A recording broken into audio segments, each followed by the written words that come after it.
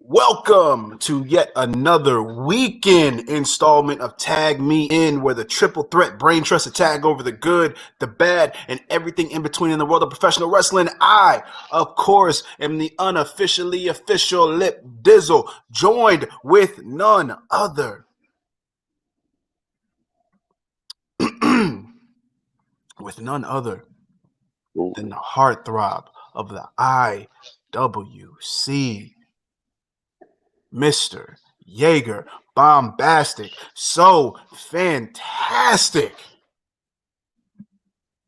that if he was one hell of a shot of liquor, you wouldn't need a chaser to chase it back to back to back to back, because he goes down so smooth.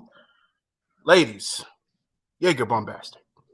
I mean, it's just proper foreplay, guys. I mean, I don't know what to tell you. And of course, I know you don't see him, but Scoot's been on something lately. He's been going through his alternate personalities here and there. You've probably seen him on your social medias. You've probably seen him with the ninjas, and you've seen that he's been painting his face. So I don't know what inner self is going to come out today, but he is going to be here. That's for damn sure. So just don't. This is me forewarning you to expect the unexpected when it comes to Scoot. So whenever he pops up, I'm telling you, honestly, I don't know when that's going to happen, but it's going to happen at some point. So you've been warned. But the less than stealthy unicorn himself, Mr. ScooterRay, got to give the intro. Not sure what AKA he's going to have today, but again, you'll know it when you see it. But yeah,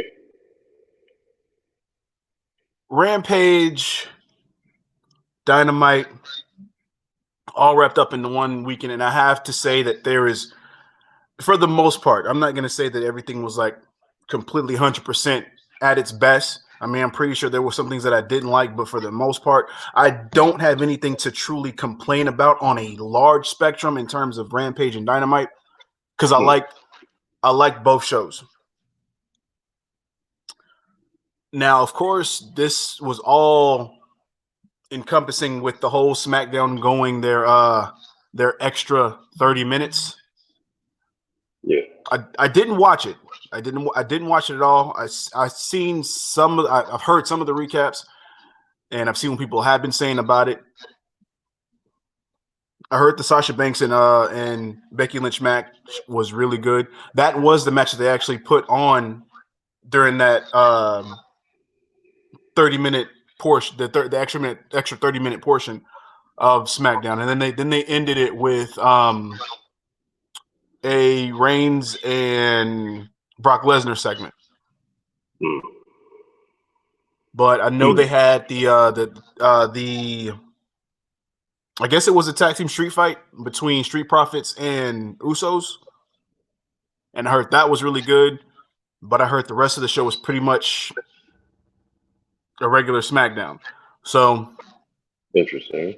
Yeah, I mean, I'm still not hyped up on the whole King of the Ring and Queen's Crown deal, because I feel like they just messed that up. I am waiting for this. Matt, they're doing two tournaments now: the World Title Eliminator tournament, and of course the TBS title tournament with the women. And we'll jump into it some more, but I do like how it's shaping up and the potential of things that's going to happen with the women. Now, in terms of the World Championship title eliminator, the participants in this kind of surprised me a little bit, because now we're finally getting some shine for those that are in the ranking system. Because I don't know if they did it the last time with the last title eliminator tournament, because I also forgot who won the last one too. Well, let me see.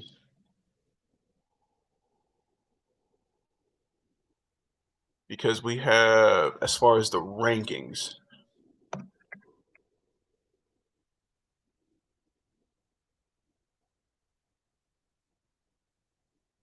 Okay, yeah. So as of right, oh no, this actually is different. So we have Paige obviously at number 1. So we have Cassidy, Mox, Lance Archer, and Miro. Now the crazy thing about this is that Miro is not in the tournament at all. Yeah, that took me by surprise. Yet we do have Archer. Mm-hmm. We have Mox. We have Cassidy. So those are 3 of the 5 because, of course, Hangman is the number 1 contender. We have Hobbs, who used to be in the top 5, and we have Dark Order's 10, Dustin Rhodes, which is surprising, Bryan Danielson, and Eddie Kingston. I think it's going to be. Oh wait, are we revealing the? Yeah, sure. Yeah, fuck it. All right. So we got Danielson versus Dustin. Mm-hmm. We got, if memory serves right, Archer and Kingston. Yeah, and then the other side. Go ahead. No, I'll bring it up. Oh, okay, cool. So far, yeah, this is pretty much what it's shaping out to be. Oh yeah, 10 and Mox. That's gonna be a good match, I feel. I believe so. I do believe so. Now Cass and Hobbs, that's typical big man, little man, but I definitely see OC taking that. I don't know. Or they could have Hobbs do it, and then Moxley will have a bigger challenge. Oh, you know what? I think you might be right, because I just thought about, based on what happened on Dynamite with Yuta, and the way Cassidy was looking at Mox. I don't know if that was intentional, but it's funny how that kind of sets up. So true. Now it would be nice to see Hobbs and Mox, because they seem to be close knit before the whole Team T.A.G deal. But yeah, because I don't think they've had any interactions other than that. But yeah, I do follow that sentiment with it being Mox and Cassidy. Danielson is a no-brainer. I definitely don't see Dustin going over. At the same time, I'm still surprised that he's actually in this. But I think that just might be for the whole dream match thing. I think people wanted to see that, since it's like a legend like Dustin. I mean, I definitely think it's going to be a good match. I'm just surprised that he's one slotted in there. I know Kingston's not going over on Archer. I don't see that at all. So we'll get big man, little man in on both ends of the bracket. True. Which I think we might end up ending with Mox and Danielson. I mean, big man, medium man with Kingston. You don't think that he's as big as he is up until you see him in ring, and you're like, oh, all right, he's got some size on him. No, I'm in terms of Danielson and Archer, because I think Archer's going over on Kingston for sure. But I think we take this, and I think, because I honestly don't see Bryan Danielson winning this tournament. Ironically enough, I think they're going to cater more to the actual rankings. And I think Mox is going to be the one that actually goes over, because I think with Danielson, I think he cares so much about how they actually treat the rating system that he's not just going to want to catapult himself past it, because I think this is what's going to set him up for that that match with Omega, that pseudo Iron Man match they're probably going to have. So how do you figure? Because like Danielson loses in the final. And then we get a match between Hangman and Mox, which will be fucking amazing.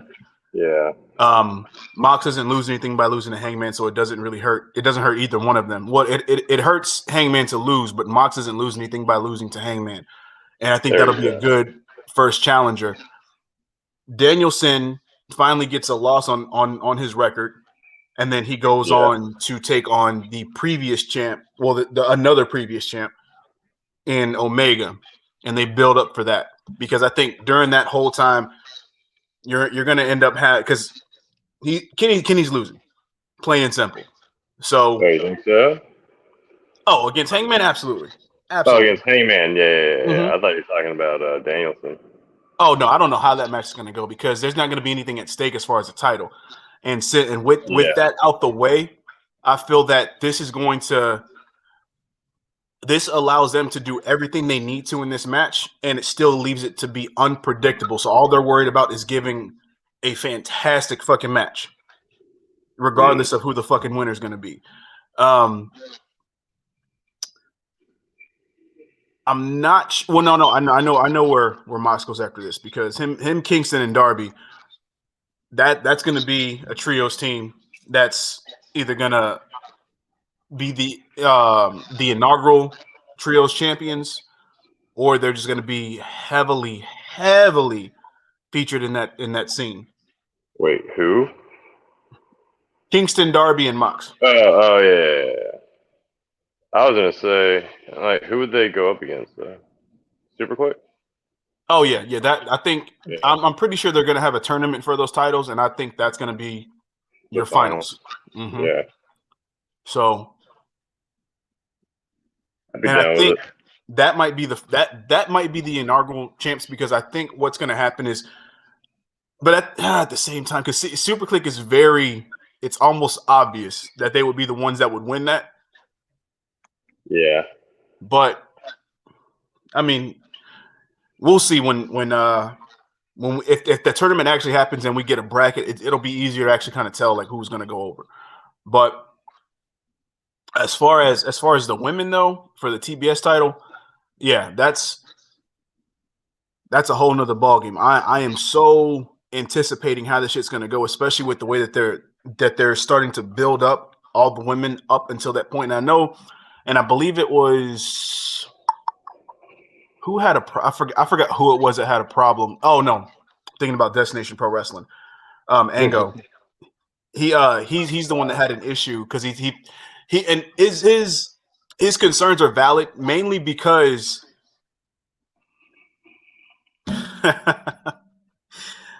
well, ain't this something? No. Yeah, we were just talking about Darby Allin. We were. Yeah, and it's funny because I think he mentioned it before, and maybe I forgot. But Scoot, ladies and gentlemen, or Armed Anderson, or Scoot Allen. Yes. How's everybody doing today?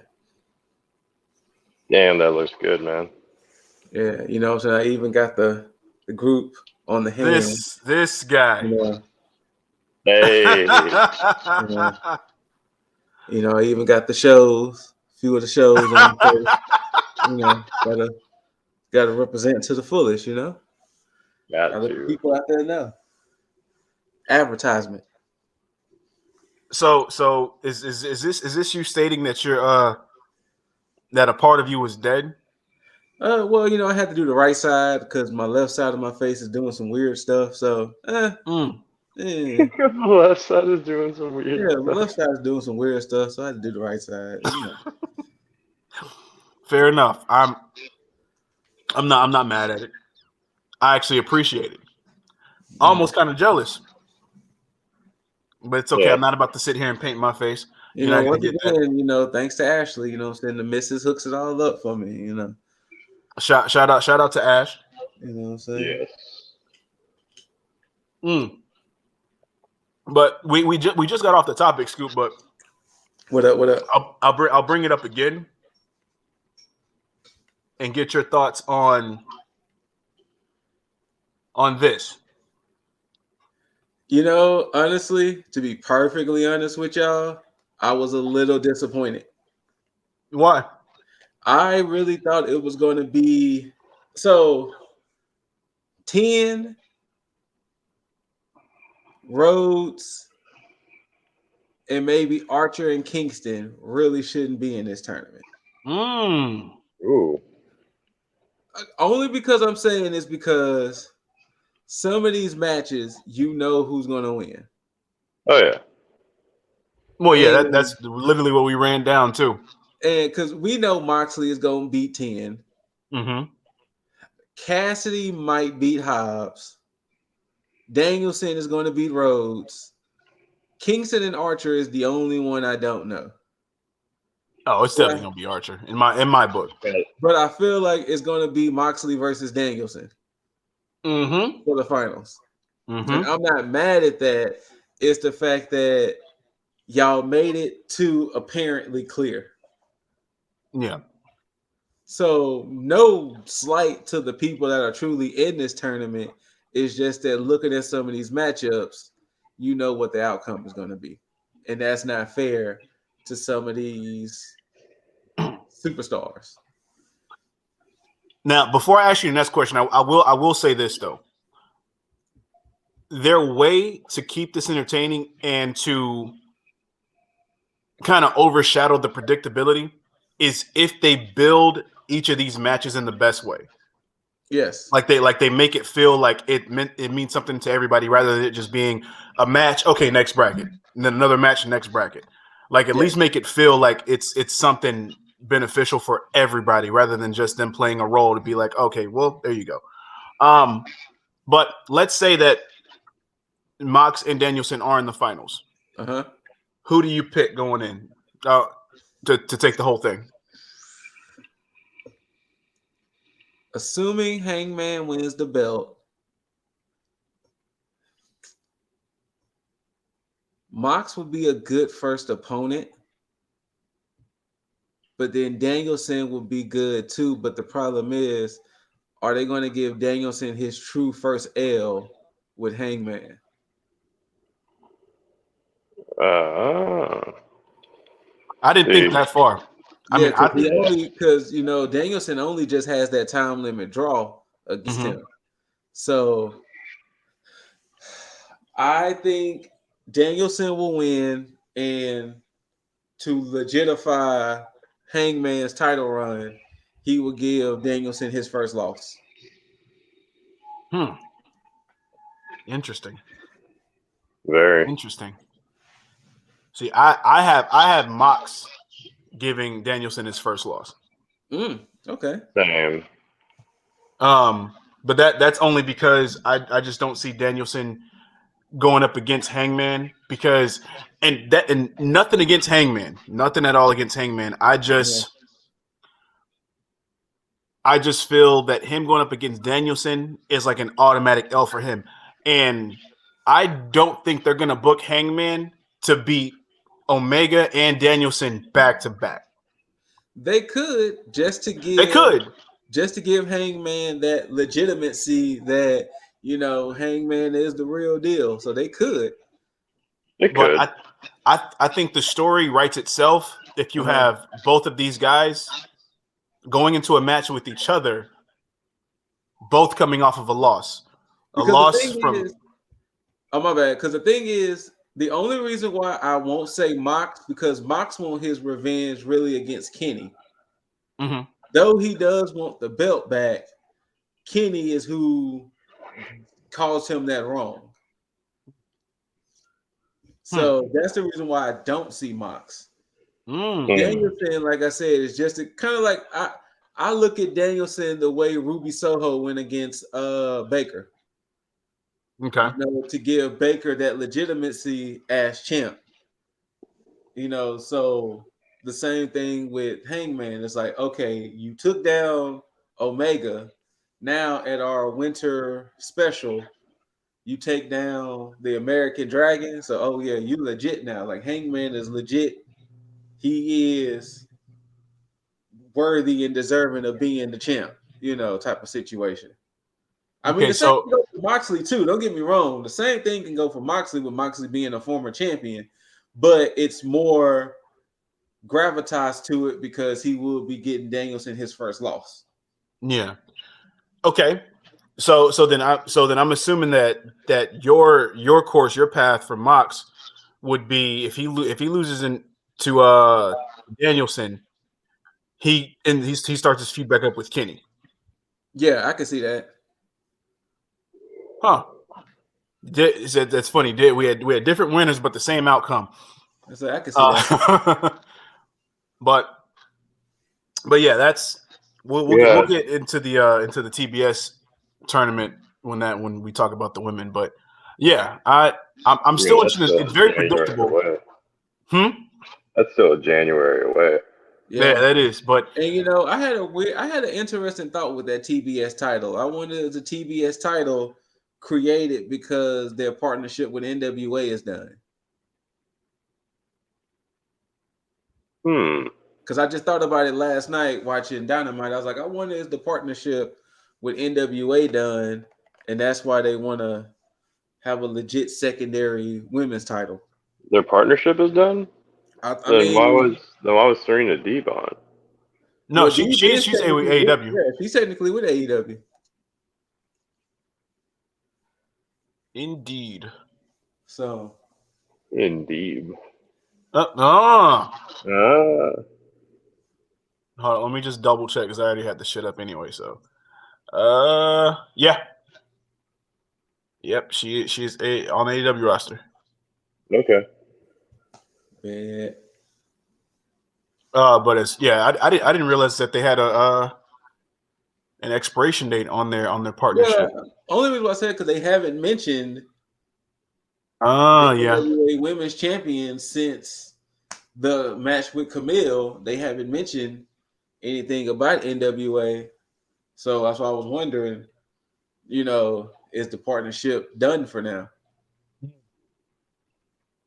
I would hope not. Same. Because I mean, there's a lot of fun to be had with everything that's going on, especially come on, they got Camille over there, and who wouldn't want to see Camille and Jade Cargill? That would be fun. I mean, just little hopes there, but I think most of the hype in the Forbidden Door being open in terms of like the women is what they're going to be doing, what they could potentially be doing with Impact.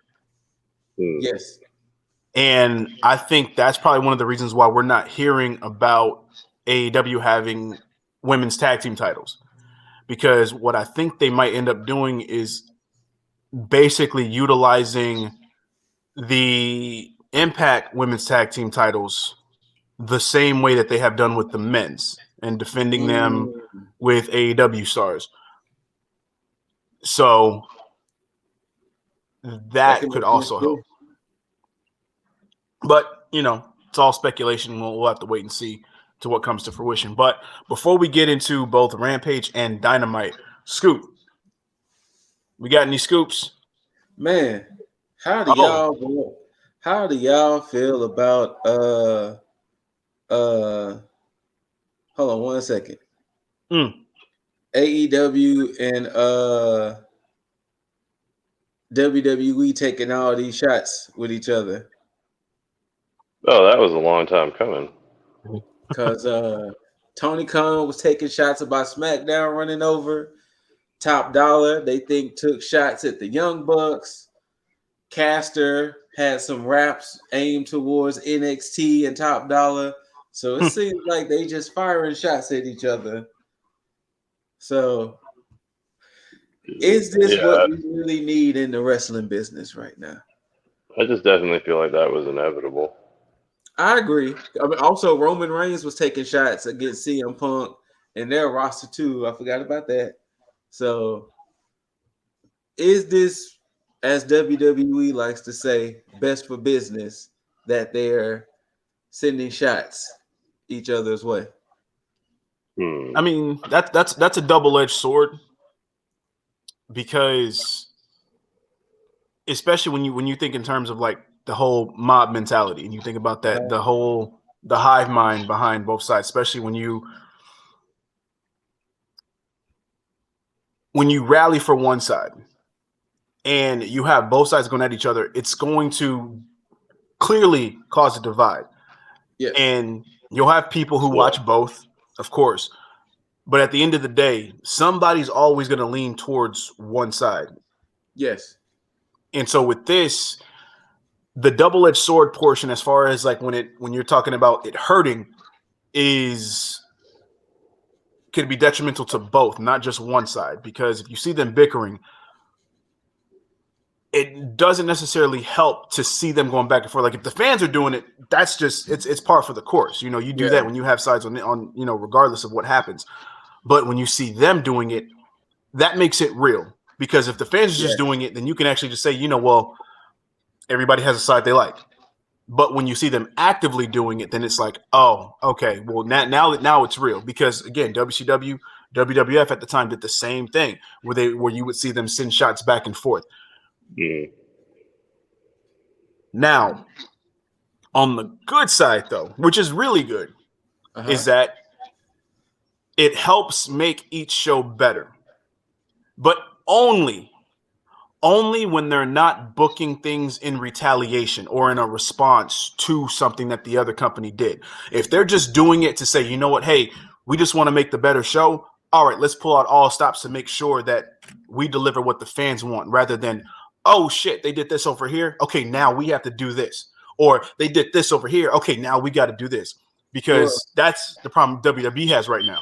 Since you said that, did y'all happen to catch SmackDown this past Friday and what they did with the extra 30 minutes tacked on?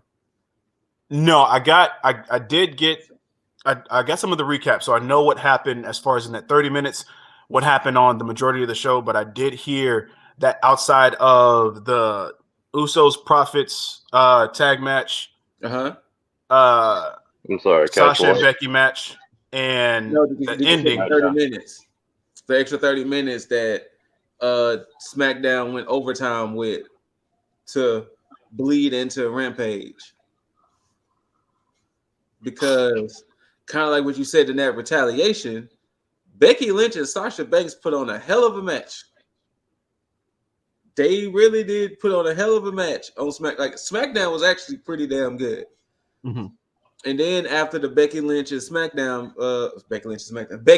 Sasha match, then they did the contract signing between Roman and Brock, and that's when Brock had dropped the bombshell on Roman to end the show.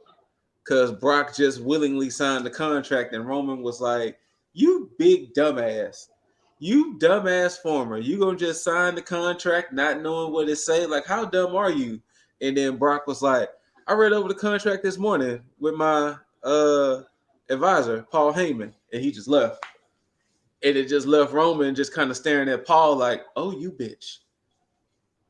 How dare you betray me? You know, so...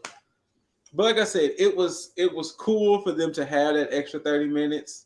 Mm-hmm. But at the same time, you could definitely tell it was since we're going to be on Fox Sport 1 and we could do extra shit like that, let's just do it.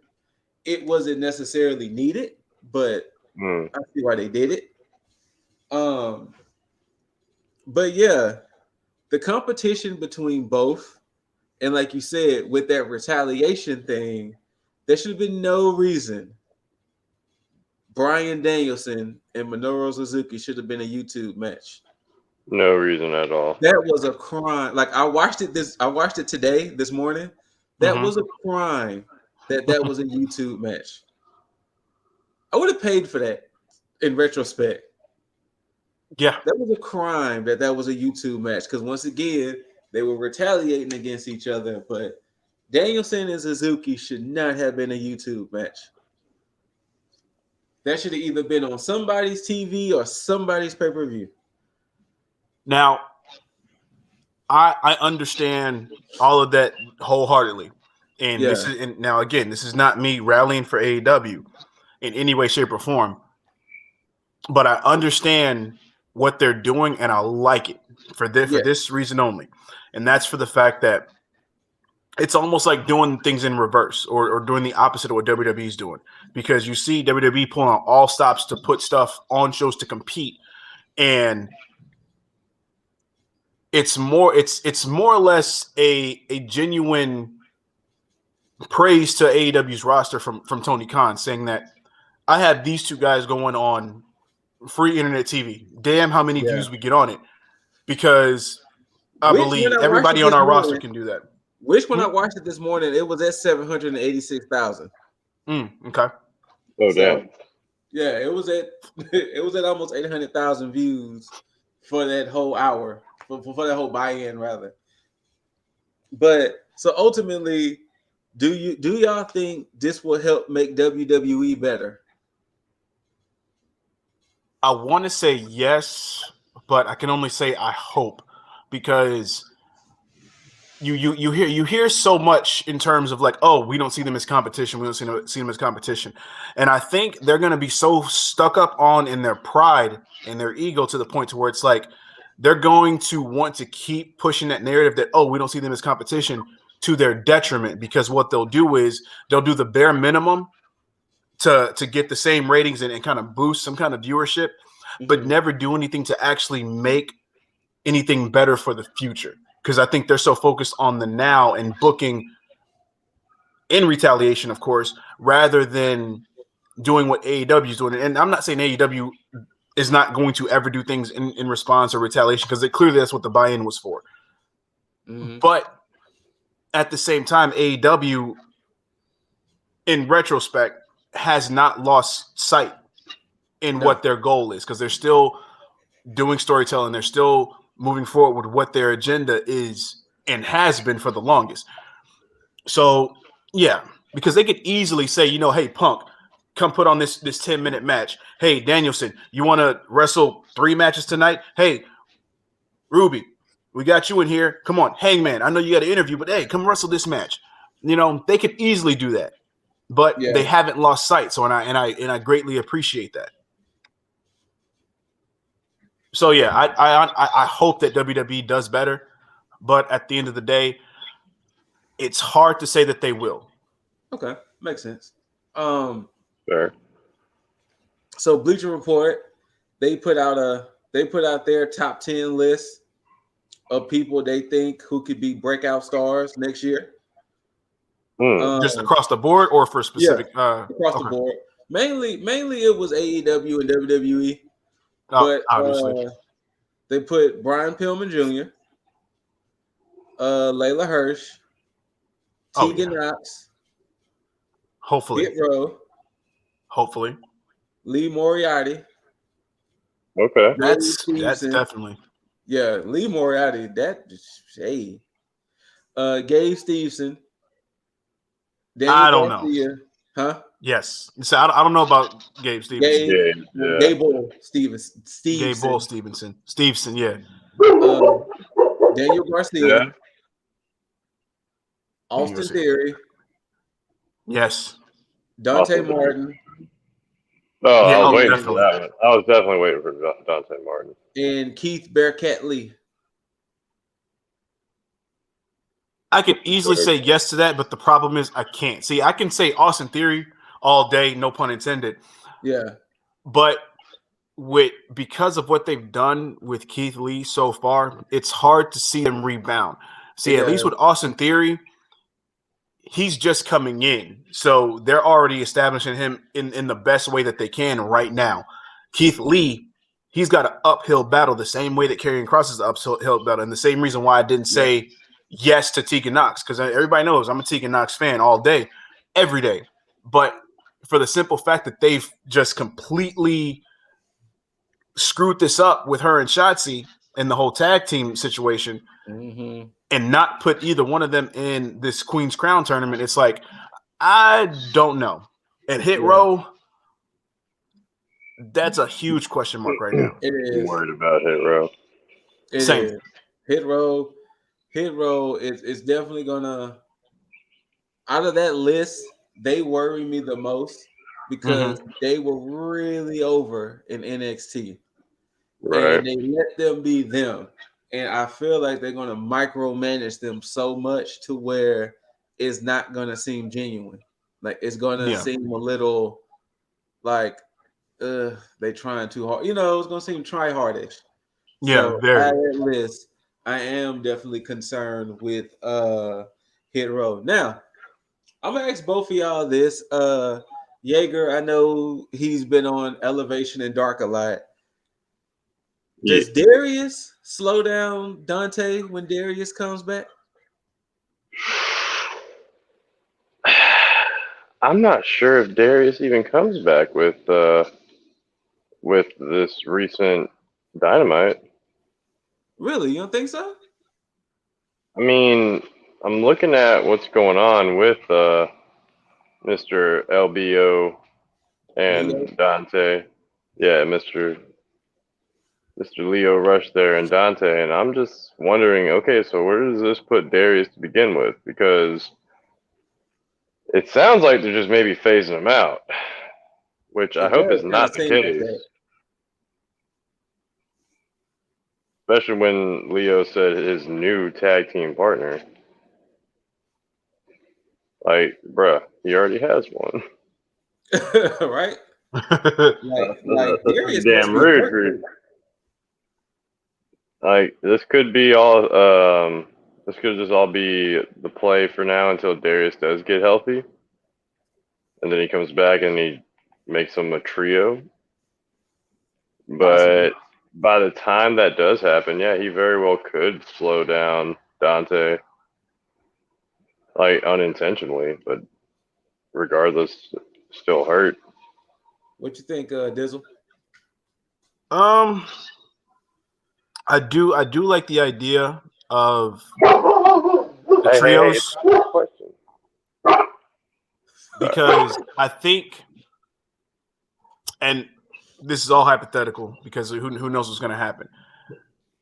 And I've talked about this before, especially with the possibility of Darius being kind of overshadowed by Dante. You know, same way that Christian was overshadowed by Edge, same way that Matt was overshadowed by Jeff. This is a situation where it could go wrong, but I don't think it will because I think they understand. I mean, the fucking rise in stardom, thanks, from Dante Martin. I think this actually ends up helping them because before, ironically enough, Dante was overshadowed by Darius when Top Flight debuted. Yes. Yeah. Because Darius was the one that could talk and Dante really couldn't talk. I mean, so still really can't now, to be honest. Yeah, but he's still done better. He's gotten more confident, and I think that's thanks to the ovation that he's gotten from his in ring. So I think in this sense, he has more percentage of this with Leo and Dante actually helping him on his return rather than hurting him. Because I think if you pair Top Flight, both Darius and Dante, with Leo Rush and do a trios thing, you don't automatically catapult Top Flight into the tag team division and have them vie for the tag team titles. If you keep them as a trio just for a brief moment to help Darius kind of get back into the swing of things, because I think that's what's going to help him. I think Leo and Dante are going to work as a smokescreen while Dante gets back into the rigmarole. For that way, when he's ready, then they can start focusing on the actual tag team stuff, and then Leo can start working on more of a singles situation, because it's looking like with the TNT title situation, it's looking like that's going to be more for the workhorses. You're going to see a lot more of the smaller guys going for the TNT title, and that's thanks to Sammy Guevara. So true. I think that's what we see. I don't know if I'm right in that, but it makes the most sense to me. Yeah, okay. I was just wondering because it's like seeing the attention Dante is getting is very reminiscent of Jeff Hardy. And when Jeff took off, it was kind of looking like, but what about Matt though? And then when Matt came back, it was like, we kind of want Jeff. Like, we know you're here, but we kind of want Jeff. And this normally doesn't really happen with tag teams a lot unless they split them up like that, because that's when eventually they did the whole Matt and Jeff fighting each other and all that other stuff. But But yeah, so I was wondering, is Darius could potentially slow down Dante when Darius inevitably returns? Yeah, I don't think so. No, that was a very long-winded way for me to say no. I don't think he does. But all right, so the last story. So it kind of seems like there's a smear campaign happening against the one Wyndham Rotunda, aka Bray Wyatt. And now it's starting to come out that he was difficult to work with, he was out of shape, he was this, that, and the third. And somebody point out is coincidentally that all this is coming out right when his non-complete is about to end. expire. Yeah. Yeah. And then some of the comments, if y'all follow Authors of Wrestling, and I 100% agree I do with now. what AEW said. I would be difficult too if everything I've done, y'all shat on it in some way. I've gave y'all ideas after ideas. In some way, y'all fucked up my visions. I would be a little difficult too. Yeah. I'm just keeping it real. I would be difficult too. Yeah, I mean, honestly, if there's anybody that does believe this, it is a very small minority of people, because the proof has been completely broadcast very wide, I might add, because the fans spoke in terms of Bray Wyatt. Even when he was meant to be a heel in terms of the Wyatt family, you had the whole Firefly thing. Anytime Bray Wyatt was put in something that was less than favorable in terms of the fans, the fans let them know. And anytime things were working right with Bray Wyatt, the fans let them know. Yep. You think about the situation where he should have went over on Cena, and he didn't. You think about the whole rumor about him being the one that ended the streak with the Undertaker. That didn't happen. It would have benefited him. Nobody would have shaken a stick. I think anybody watching that would have just been like, "Oh, this is the guy here," and it would have made sense. You go into the whole Fiend situation, and you think about the Hell in a Cell with Rollins. I mean, that alone was like, what the fuck? Yeah. Yep. And if you have Seth Rollins going on the Broken Skull podcast and saying, "Yo, I was pissed off at that," it clearly has a lot to do with the booking. Yes. And then you think about the stuff with Bray creating characters and them just doing what they want with it, and him being very if I spent time creating something and I felt solely responsible for the rise and or fall of something, I'm going to make sure I keep it close to the vest. I think it was Mojo. Raleigh? Somebody had said WWE fucked the Fiend over when he lost to Goldberg. Ever since Fiend had lost to Goldberg, then it was like hard for the character to recover. I want to say it was Mojo. It was somebody that was released. I can't remember who it was, but yeah. Oh, I can see that. I don't think it was Mojo, but I know I remember hearing that. Yeah, it was somebody. No, it was EC3. EC3, thank you. EC3 said he his love of professional wrestling ended. Yes, that's what it was. When they did that. Yeah. Like there was no reason for the Fiend to have lost to Goldberg. So yeah, I would be difficult. I would be slightly difficult too that I've given y'all gold since I've been in this company, and y'all are squandering it. It's not me. Y'all are doing it. I'm doing everything in my power to make things better, and then you slowly take my shit and give it to somebody else, and you want me to be A-okay and happy about it. Fuck y'all. So yeah, I don't blame them. I would be slightly difficult too. Yeah, 100%. And And it's funny how you'll always hear WWE say somebody did this and this, but it's always one-sided. It's never, okay, well, we could have done better on this. And it's like, no, this person was at fault for XYZ. Yet you always hear, because I think Chelsea Green went on an interview and she even stated that she would go every day to give ideas for this and this and this and this and this. And she would have to go through multiple channels to get to Vince to say something. They would be like, "Yo, okay, yeah, we'll go over it." But it was always that. And she said she can tell that people got annoyed with her for it. But it's like, what else do you do? It's like you either show ambition about something or you just kind of sit in catering. Yep. So, yeah,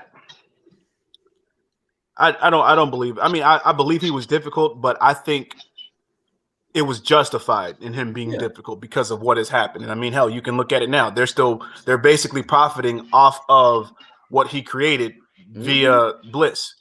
So, yeah, and they're running that shit into the ground as fast as it rose. So, yep. Also, if y'all didn't see, Buddy Matthews will be debuting in New Japan Pro Wrestling. Beautiful. I think that's virtually about everything I've had. So we can go right into the weekend. All right. Unless one of y'all got something. No.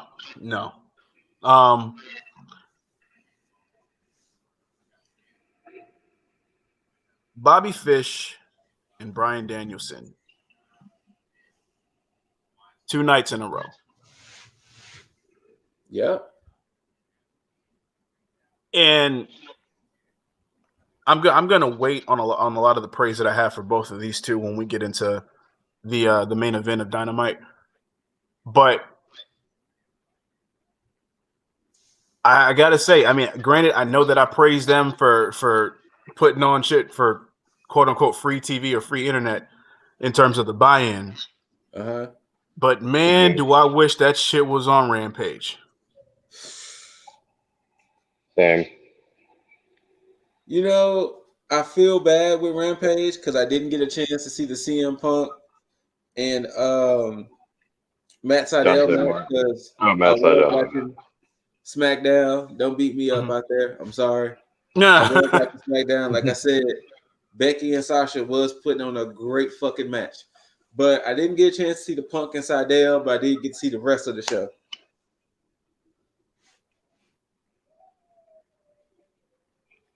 Since Mr. Deasley dipped out on us. How was the Sydal match? Yo, it went longer than I expected it to, but I think that was just out of both wrestlers' respect for each other. Yeah. Punk and Sydal both, they really led the charge on it. Okay. Plenty of high flying moves from Sydal. Punk really made it look like he was maybe on the ropes there for a second. Like it almost looked about as close as you would have thought it was with Darby and him. Yeah. I think it was also to the same benefit that they were, competing with SmackDown a little bit at that time. So maybe that was their inspiration for it. But they put on a hell. Match commercial free. That was actually so they put on like a good.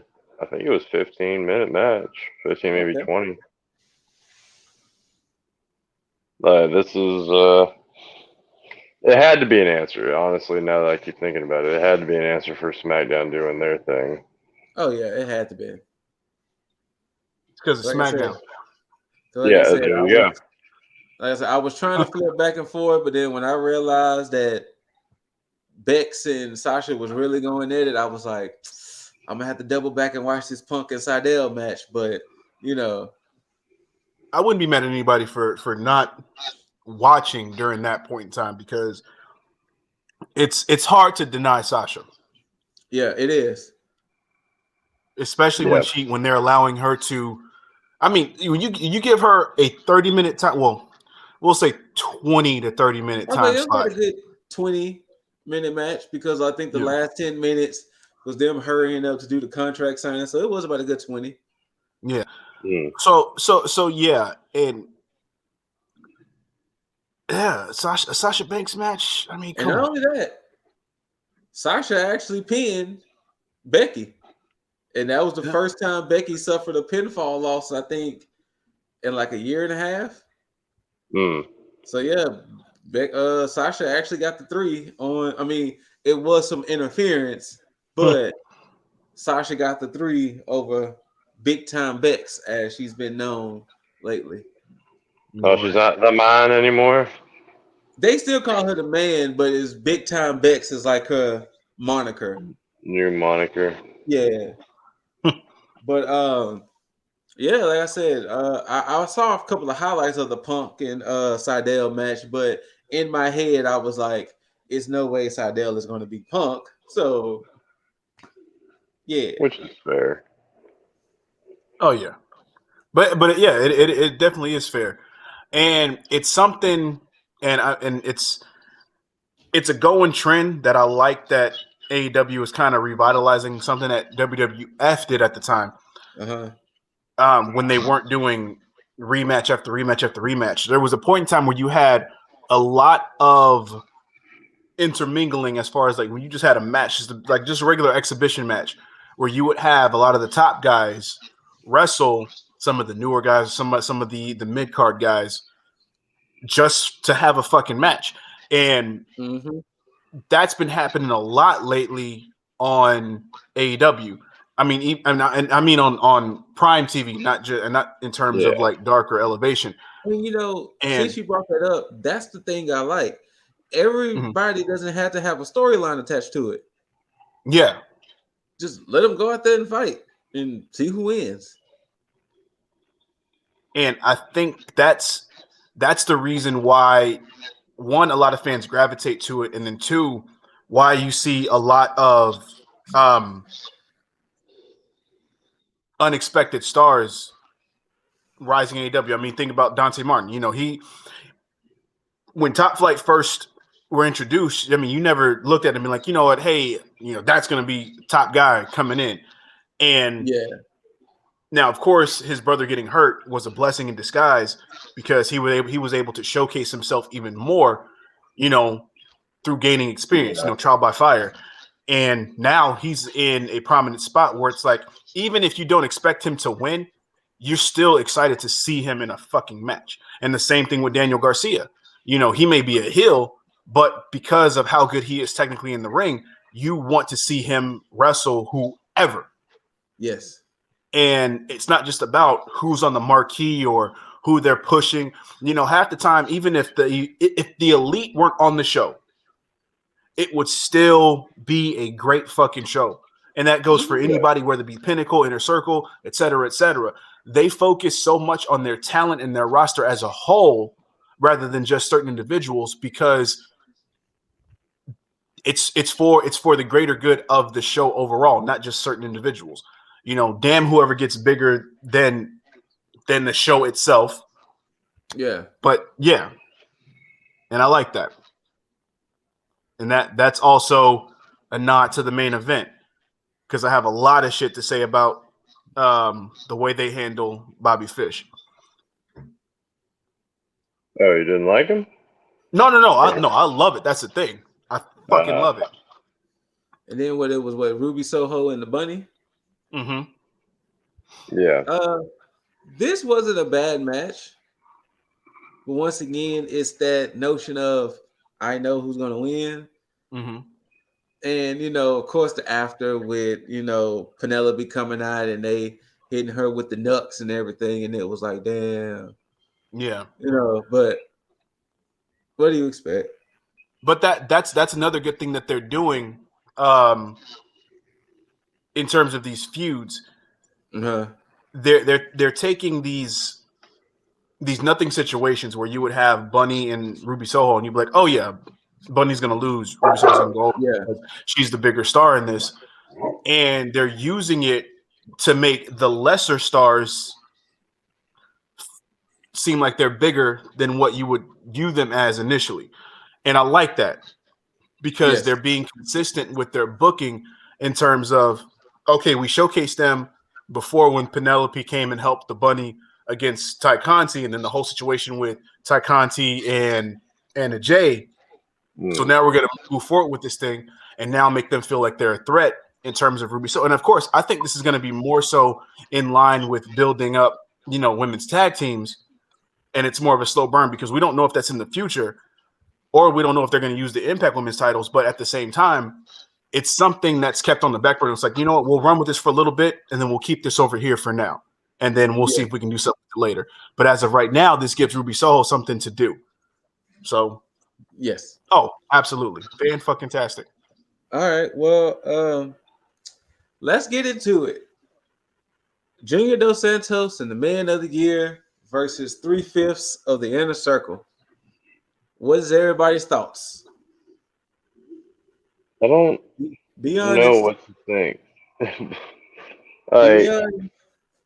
I mean, it wasn't great. So I'm going to say this, and I don't want to disrespect anyone involved in this feud, because especially on the American Top Team ass, because they can kick my ass. So I don't understand what's the goal of American Top Team and Man of the Year. Yes. 1. 2, I can understand challenging the Inner Circle, but at the same time,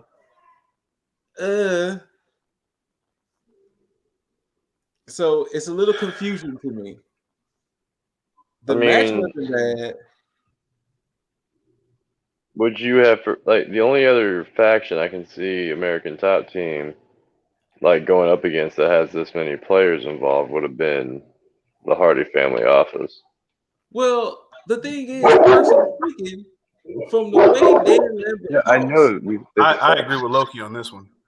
The way Dan Lambert talks, it should be more of us against AEW, not us against people here and there. And that's the one thing that's been confusing me when American Top Team jumps on Inner Circle or jumps on whoever. He's offending the whole AEW roster. Why isn't more people? Why is it not Team AEW led by the Inner Circle rather than Inner Circle? He's not. I mean, yes, they started firing shots directly just at Inner Circle, but before, Lambert was going at the whole roster. Yes. So, but in the end, what's the goal here? I mean, I understand you want Men of the Year to have titles, but what's the overall goal of American Top Team invading AEW? This is where I throw a little bit of slack at AEW. This is where my bias gets thrown out the window, because again, we look at things objectively and we tell it like it is, and this is how I feel about this. I don't think there really is a full agenda as far as an end game for Men of the Year. I think what this is, and you can tell by the certain dialogue that that Dan Lambert has, is that this is all a lot of Jim Cornette talking points when you hear these promos. And the only real way to get it on TV to kind of poke fun at it is if you get somebody who's not inherently connected to AEW like that. So you find an outsider who they can utilize as a catalyst to feed those lines. Now, again, speculation all day. I could be wrong. I could be 100% wrong. But the way I see it, the way his promos come off, because they really don't have any direction, and I hear the same talking points from Jim Cornette, it's like, this is what Jim Cornette would say. So they're using him to be as a heel to be like, okay, well, let's have him say this shit. We'll poke fun at this. And ironically enough, because we already know that Tony Khan has gone on to say nice things about Jim Cornette because Cornette praised the CM Punk thing from that Rampage. And this was before that happened. So with this, I think it would have been more so effective if you had Dan Lambert come in and start talking about Tony Khan being a con man and conning people that didn't get a chance there, or that looked like they had a promising future, i.e. Scorpio Sky, Ethan Page, and basically got the shit into the stick. And then you found some other guys who had that same ideal. Like you could take some people that's on Elevation or Dark and just been mainstays on there and haven't really been brought to Dynamite or Rampage, and you could have brought up some stars that kind of felt slighted, i.e. the same way that the Factory felt slighted by the Nightmare family. So if you would have done that instead of bringing in MMA fighters, you would have had a heater in Dan Lambert, and then you would have had justifiable heels who had a cause to think they were right.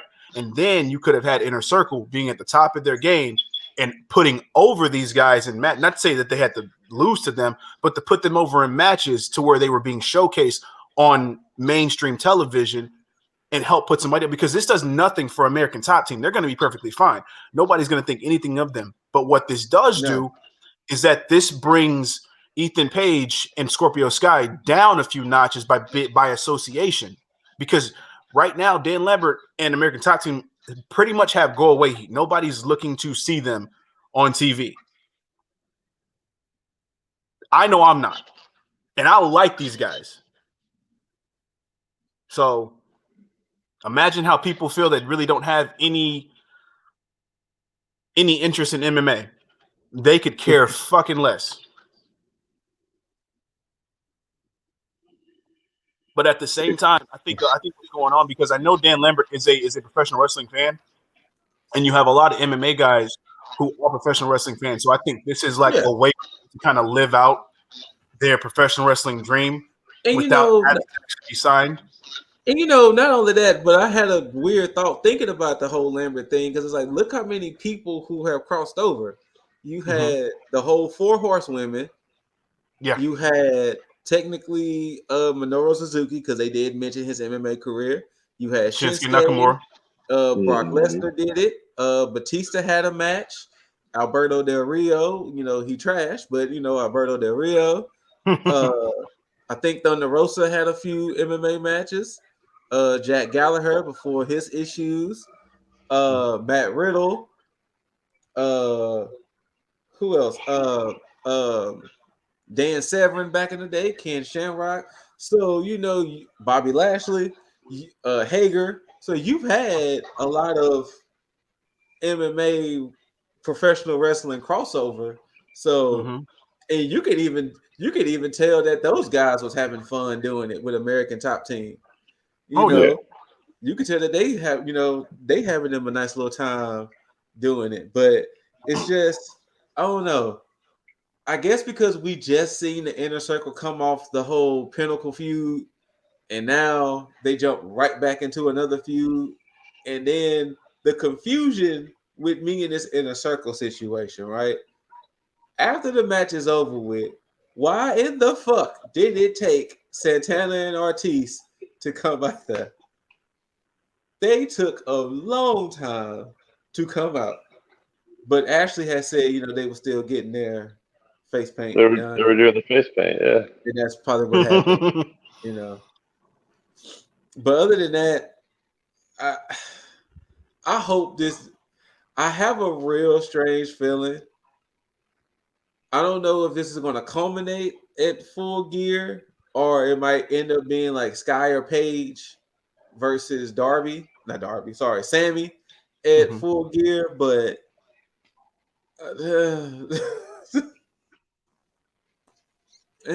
yeah, this now, of course, I mean, as far as that, we'll get into that when we talk. Well, you know what? No, fuck it. Might as well get that segment out the way. Might as well. Yeah, because I mean, of course, they said they have stipulations that they want to put in place, and I know it's probably regarding the TNT Championship. So what they might end up doing is having Sammy have a match with both of them. They're either going to do a handicap match where whoever pins them gets a title, or they're going to do something where it's like, okay, you got to face them back to back. Some bullshit, I'm sure. But I think, in my personal opinion, they could have gone about this a completely different way. Yes. Because I don't know what they're going to do with Men of the Year. I don't know if they're supposed to be a tag team or they're just supposed to be a duo. But figure it out and have them go the way they need to go, because It seems like they're trying to make them have both. That they could be a tag team or a duo. That's what it feels like. That's what it feels like. Like they're trying to get them to be both. Yeah. But it's just kind of weird. Well, I need them to get away from this Dan Lambert situation, because if this is their way to get Jorge Masvidal signed to AEW and become a professional wrestler, they need to speed this shit up, get it over and done with. But to be perfectly honest, because I mean I've heard the rumors, I've seen that that could be one of the things that happens. I don't know what Masvidal's contract is like with the UFC right now. Yeah. Or I mean he could potentially do both. I mean Lashley did it, so Hager's doing it now. Yeah. But all right, so that was Rampage. But speaking of which, with that, I wish they would use different verbiage for this. Because they said Inner Circle reunites. Yeah, bullshit. Like they were gone. I was like, they could have easily said Inner Circle's whole again, but it's not like they broke up and then can't. Like save that shit for like 5 years down the line when like everybody's gone their separate ways and y'all want to say, you know what, fuck it, we're gonna do one more match before Chris Jericho retires or whatever. But they'll make it seem like Santana and Ortiz was like away somewhere, and like no, y'all just didn't book them that way. Yeah, y'all booked them weirdly. But regardless, speaking of Dante Martin, they opened up with Dante Martin versus Malachi Black. And look, Malachi Black. I still want to praise the fact that Malachi Black still has the best interest in professional wrestling today. And that's exactly what I was about to say, because oh my God. It's a testament to AEW to allow them to showcase what they've always wanted to showcase, especially on the big stage, like they want to do at WWE. Yeah. And I think it's refreshing to see what could have been in WWE. Yes. Because just like you said, Scoot, this entrance, just the amount of star power that it has, and not even from Malachi Black, just the way, the overall feel of it. And you can see how the fans react to it with every segment of this entrance, from when he comes on the ramp, when the lights go black and he's on top of the turnbuckle, and then they go down again and he's Indian style in the middle of the ring. It's like,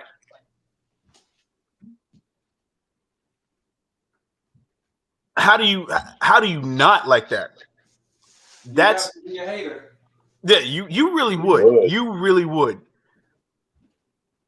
But yeah, and I love, and I don't think they need to call it a slow burn. I think they're just really just going. I think they're just reading the room with Malachi Black, because they're not trying to catapult him to a title or whatever. They're just allowing him to be him, and I think that's fucking fantastic, because at this point right now, based on how they're booking him, he seems bigger than a championship.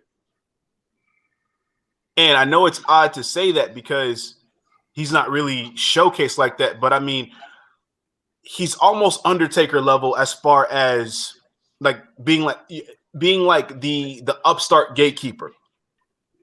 Because you'll see a lot of people have matches with him and you never see them really worse for wear. He doesn't really squash people. And even when he does these matches with, thinking about Brock Anderson, Lee Johnson, hell,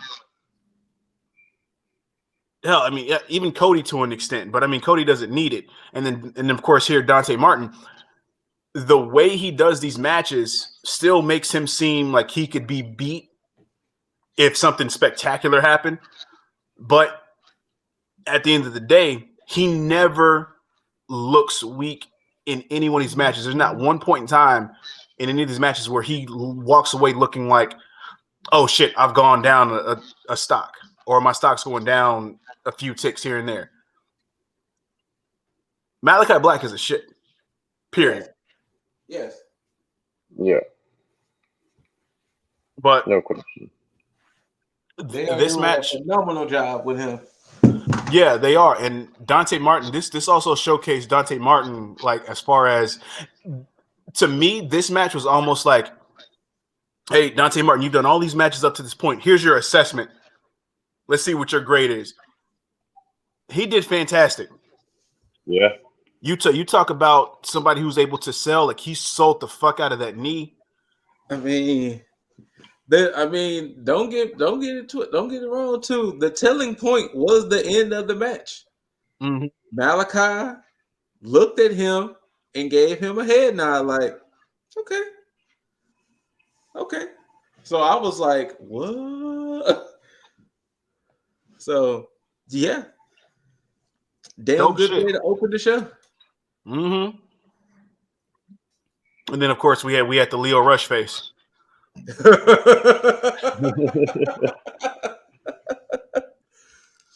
Leo Rush had that look like, God damn it.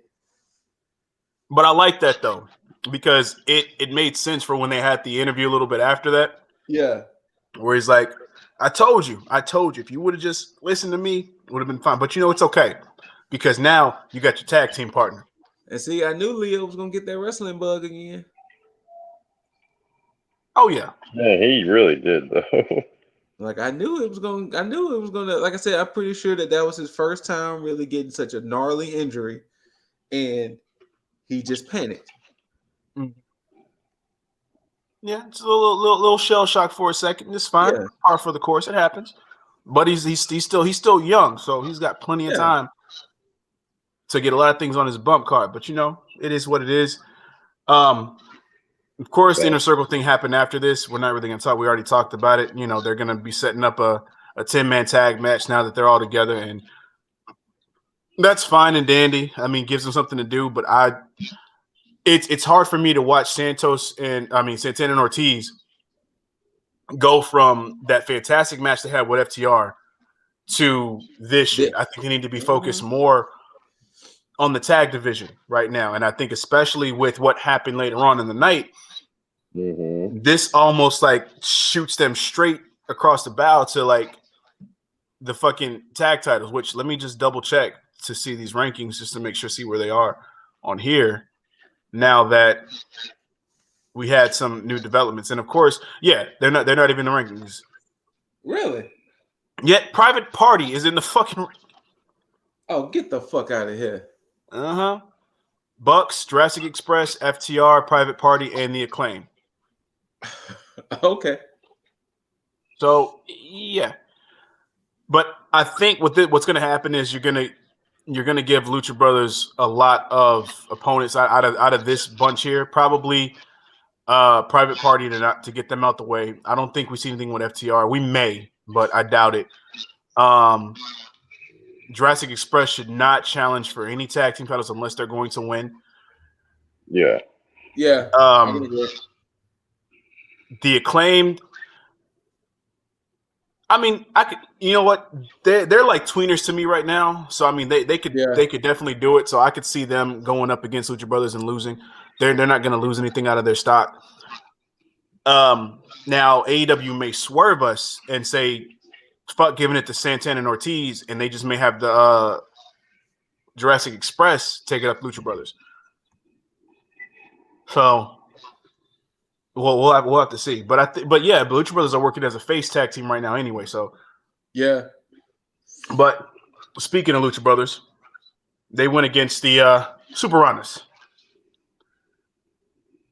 Yeah. I was not expecting. I was honestly expecting when this match. Go ahead. Yeah, let us know. Yeah, go ahead. Let us know. Look. I was like, these guys are off the bat. These guys were way too big to be any kind of luchador. I mean, Penta who it was the moment they came out. Right?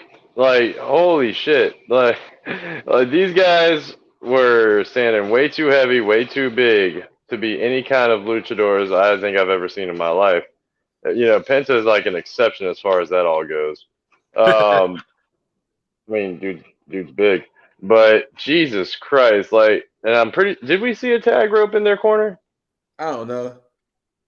But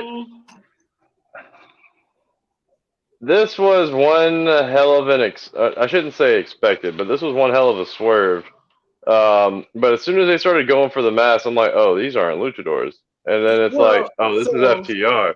And like, and then it's like, I'm sorry for the spoiler there, folks, but yeah. Was it Penta and Fenix are over here just like constantly trying to take off masks, and as the commentators love to remind us throughout the match, up until it happened, like this isn't a luchador rules match. Like this doesn't end once uh-huh. they take off the mask. What are they doing? And lo and behold, they take off the mask, and look who it is, fucking FTR. And There was no tag rope. there was Okay. no tag rope. Okay, No tag rope. so my question is, why wasn't this immediately a disqualification? Because these were not the people that were supposed to be advertised? Because wrestling. Because wrestling. All right. Honestly, yeah, I think that I can't think of any other way to defend that other than that. I think it was either Authors of Wrestling or somebody else. It should have been Authors of Pain. Ooh. That would have been cool.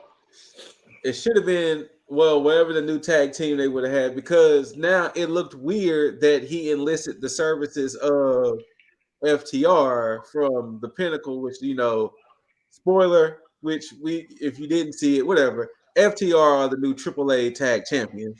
Mm-hmm. And then at the end, backstage, he paid off MJF in checks and cash for using the services of FTR. And it was like, it would have been better if it was a different tag team, because that way they could have necessarily stayed with Andrade rather than just one night only. One time, yeah. Yeah, and I have mixed feelings, but both on positive sides, but they're still mixed. Because I do agree with you, Scoot. I think it really should have been a different tag team to kind of just showcase, because a different tag team. I think it would have made more sense for the AAA titles to go on either a AAA team or a team that would have been showcased more so in AAA, and that could be showcased in AEW. And before I get into, because I do have something to say on that end, but I also at the same time do like the fact that they have heels working together in a sense. Yeah, because I do like that aspect, but to a lot of people who are pissed off that FTR are the AAA champions and saying that, you know, oh, AEW is fucking over AAA and all this other shit, you know, because they're getting nothing out of it. There is no fucking way that AEW has full range to allow who's going to take what other promotion's title. There's no fucking way anybody would conduct business like that. Anybody who believes that is fucking retarded. Oh, period. That's a bad word. I don't care. It's fucking retarded. That lets you know he's serious. Because think about it. As far as like the business sense behind it, like there's no way that if you have it. Go ahead. I mean, get it out. I mean, how do you think that even goes over? What do you think would be the end game if they say, you know what, we're just going to go on our own? You know, Lucha Brothers, you know, they're going to go into business for themselves. They're going to just, you know what, we're signed with AEW. Sure there was a huge conversation between the people of AAA and AEW and be like, hey, do y'all mind if FTR gets the tag titles? Because newsflash for people who don't know, the Lucha Brothers could easily win it back on a AAA show. Exactly. Yeah.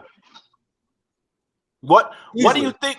What do you think just fucking happened with the AAA title between Omega and Andrade? Exactly.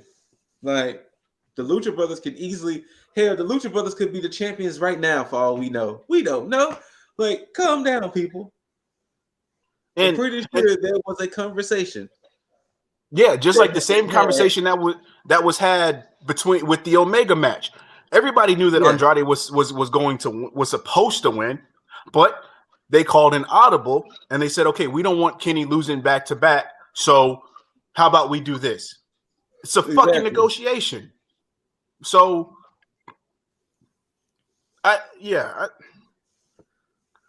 shut the fuck up. Basically. That makes no sense business wise. So just stop it. Just stop it. But yeah, FTR are the new AAA Tag Team Champions.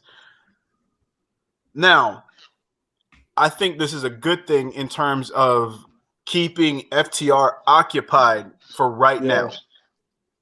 Because, I mean, as much as they deserve the tag titles in AEW, I don't think it's necessary for them to have them. So with them having tag titles from a different promotion, this is actually good for AAA because the story writes itself. If you have guys like FTR who believe in just the traditional, like just mat wrestling, they can be complete fucking. They ground all of your luchadors. They're gonna build up heat. Exactly, and then people are going to just want them to fucking lose those titles because they're going to feel like they're desecrating on just the lucha libre style of wrestling. You want these type of heels in your company. Yes. Shut the fuck up. Just stop it. Anyway, this also helps the Pinnacle as well because you can have the Pinnacle on AAA as well. Yep. It works both ways. So look on the bright side and stop finding shit to be pissed off about. Like, to be perfectly, honestly, I do. I know how it goes. You know, Dave Chappelle. But yes. Anyway, after that, we get a wait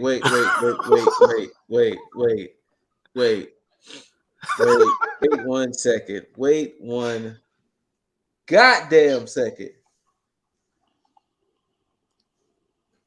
Moxley. Jonathan Moxley.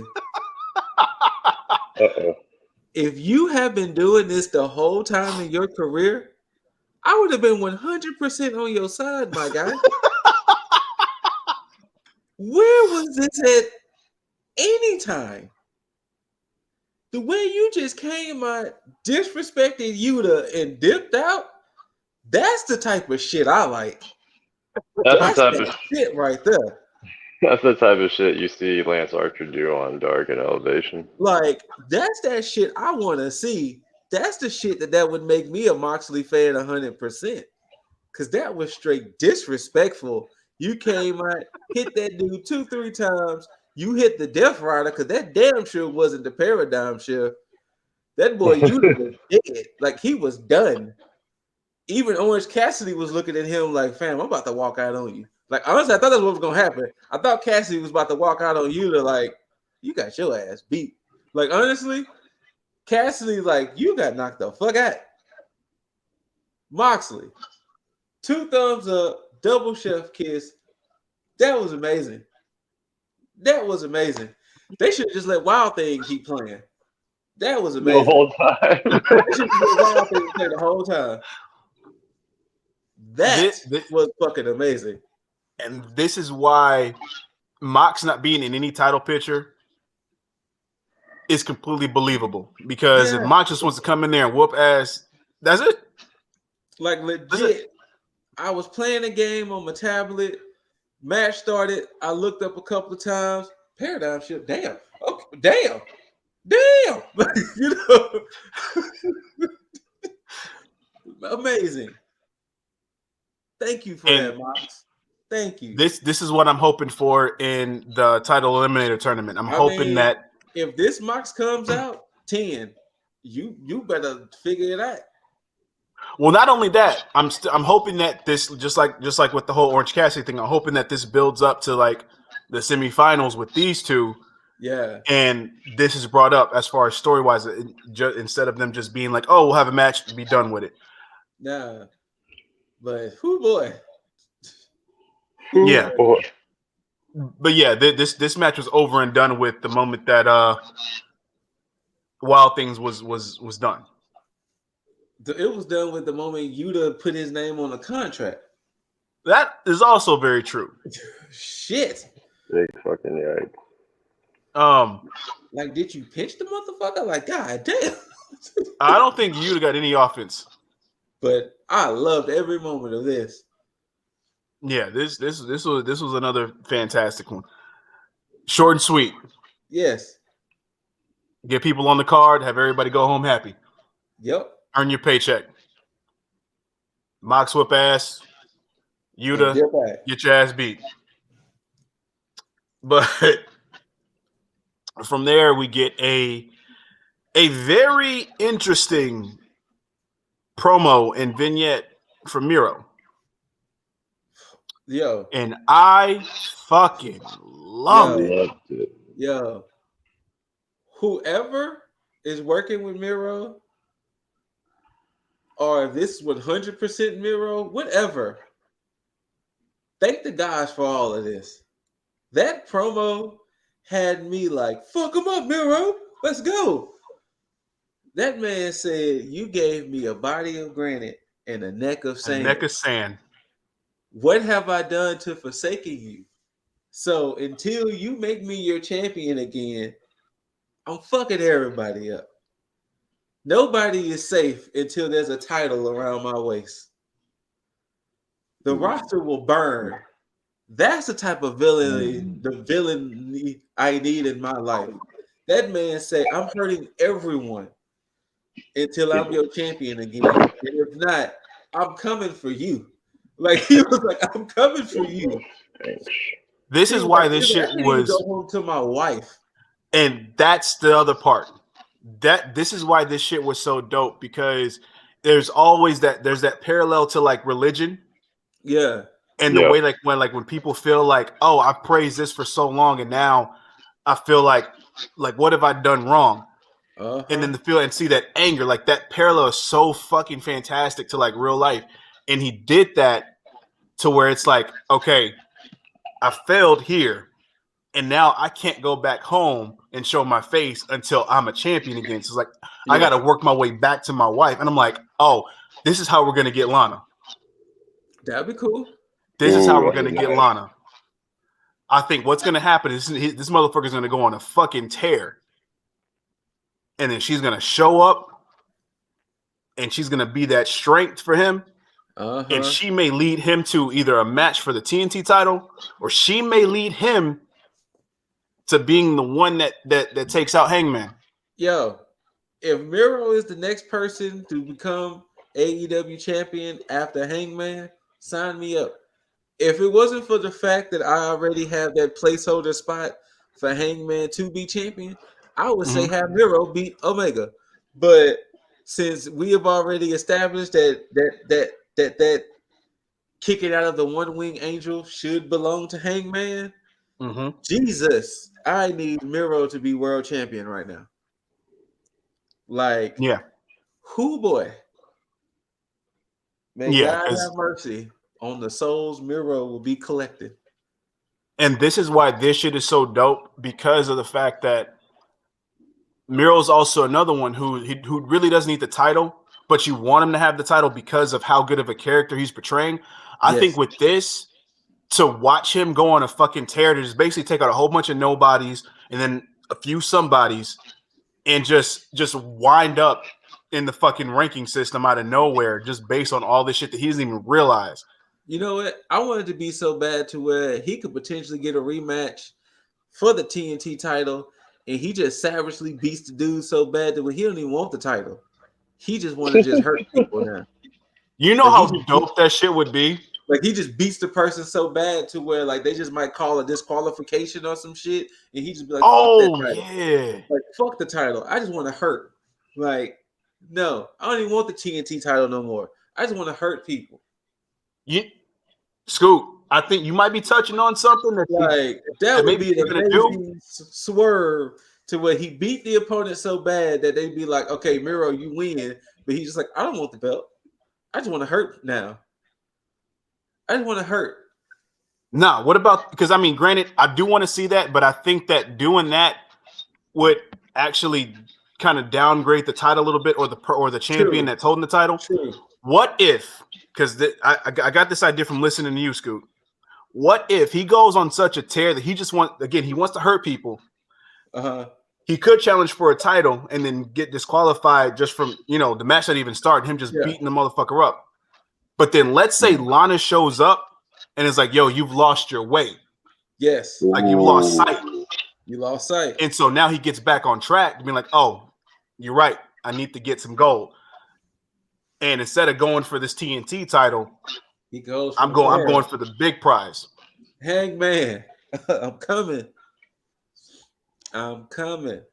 That would be some good shit. Book it. Book it. Do it. Tony, book it for Revolution. Or I don't think Hangman should lose the belt that fast, but book it for Revolution. I mean, Revolution could work. Let's see if he wins it now. Revolution is what usually in February. Mm-hmm. Oh so shit! Only give him like a 2-month reign. All in.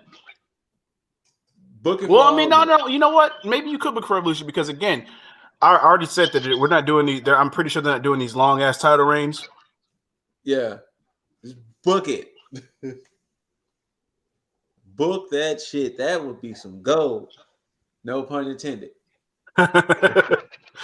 Also, too, I don't know when it fell into the show, but MJF. See, I knew MJF was telling the truth. He don't know who attacked Darby. Man, if you don't get the fuck out of here with that. We don't know who those 5 dudes were. We don't know. No face, no case. Oh, you mean kind of like the Super Rhinos, huh? No face. It's convenient how they say it wasn't Pinnacle that was wearing the mask, yet they come on to AEW Dynamite the very next week wearing masks. Face, no to case. Swerve people. So, just saying, the proof is in the pudding. It is for anybody to do an F5. Anybody could have hit somebody with a chair. There was nothing done to Darby that distinguished that was the Pinnacle that attacked Darby. Interesting. Hey man, you smell some bullshit here, Lip? I smell some bullshit. It's very apparent. Very apparent. And it's funny I'm saying is as I have Darby Allin face paint. Yeah, I was literally just thinking that shit. Like the absolute irony in that. But still, no face, no case. But yeah, I will say this: how he got the ref to come in there. Oh well, to go back, MJF was like, "Yo, I'm ready for my match. Where's Darby?" They forced a ref to come out and start making a 10 count. Then in the middle of the 10 count, Sting music hits, and I'm still thinking to myself, the ref still should be counting, regardless of Sting. The ref does not have to stop counting. Man, you try to keep counting during Sting's intro. That is true, but still, the ref should still be counting. So do we think we're going to get Sting and MJF before we get Sting and Darby? I don't think we get Sting wrestling at all. I think he may want to. I don't think we should get Sting wrestling at the moment. And I damn sure don't think we need to get Sting and MJF. Okay. I think we probably get some masked figures trying to jump on Sting. And by that I mean masked Pinnacle, figures. I can see that.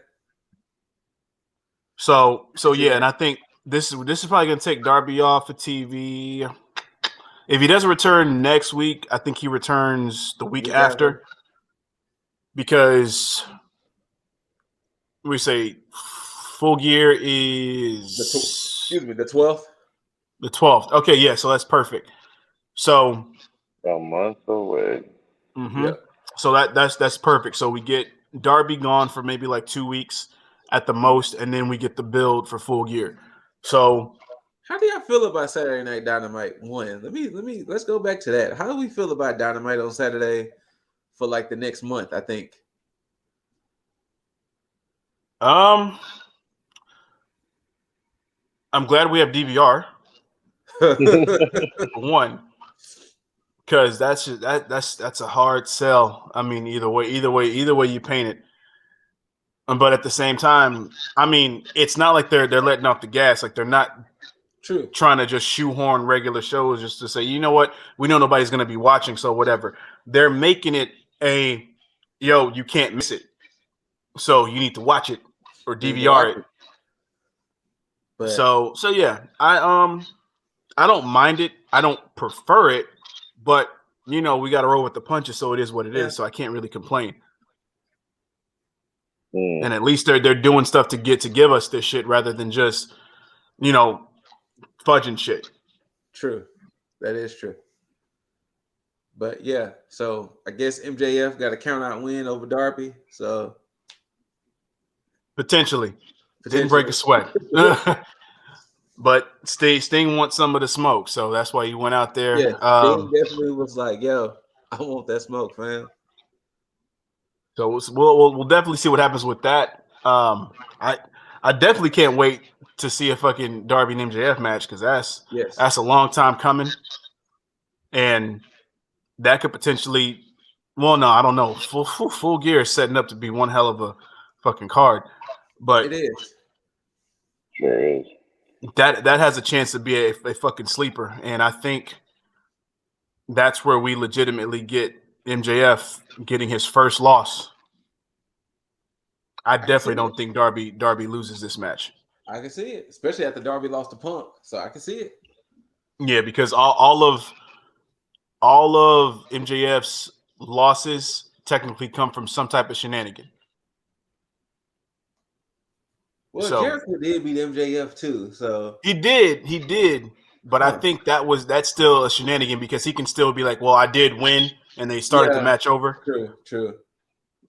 And they could, or we could get a time limit draw. We'll see. Yeah, we definitely will. But before that happened, we had Dark Order versus the Super Click. I will say this once again. You knew who was going to win, but you know who I'm really happy for of anybody? You can legitimately tell Adam Cole is happy. Oh, yeah. Not to say he wasn't happy in NXT, but you could definitely tell he is enjoying all of this. He is enjoying himself in AEW. And this is where I give a shout out to the fans because they're letting him know, like, yo, you made the right decision. Yes. And we're behind you 110% because, man, they are it's almost like a whole welcome home thing. It's like, we missed you. But they even letting him get his own entrance. Yeah. Like Kenny will come out with the Bucks. They're letting Cole get his entrance. They're letting Cole get his shit off. I love it. Yeah. They're like, yo. Yeah, this was actually a pretty solid match. It was, but like you said. I didn't see, how did Nick lose his shoe? Or was it Matt? No, Nick lost his shoe. Uno took it off when he went for the super kick. Okay. And then he took off his sock. No, I saw that part when he took off the sock and did the socko. Mm-hmm. I did see that, but I just didn't see how he lost the shoe. Yeah. Yo, hey, did anybody make sure Alex Reynolds was still alive? Because that man took multiple super kicks, a Panama Sunrise, a BTE trigger, and a boom. Did anybody make sure that man was still in the world of the living? Because shit, he took a lot of finishers. He did, but that's a good thing too. They're still making him look strong. Like, yo, now it can go both ways. It can be like, yo, we're gonna be dicks and just do all this shit to you. No, I take it as that. We're gonna be dicks and just hit you with everything, knowing damn well they don't take that, but we'll just prove our point that we are the super clique and we run this shit. Oh, and matter of fact, shout out to the Elite for making light of the whole powerbomb situation. Oh yeah. and finally giving Luchasaurus a powerbomb to the table. Yes. So, yes, that happened earlier. But yeah, Superclick goes over. I mean, it's obvious. I mean, Dark Order is going to be taking a few L's until we potentially get a new Exalted one or a new leader in some way, shape, or form. Yeah. So yeah, we're definitely going to see. And shout out to Anna J, gripping leather all day. I mean, She always shout out to Anna J. She also had a backstage interview, well, a brief, because I mean she was talking for a little bit, and then of course Britt Baker comes out and she calls her a loser, says she's a loser by association because Dark Order are losers, and they got beat by the what'd she say? The most elite faction in professional wrestling. Yeah. Baby. You know what? The takeaway I took for this, I love how all that led into a title match. I just thought that was just like, okay, well, hey. And yeah, I'm not. Well, matter of fact, let me just double check to see this shit too. Like, I thought that was weird. That is very weird because Anna Jay's not in the rankings. And then boom, she gets a title shot next week.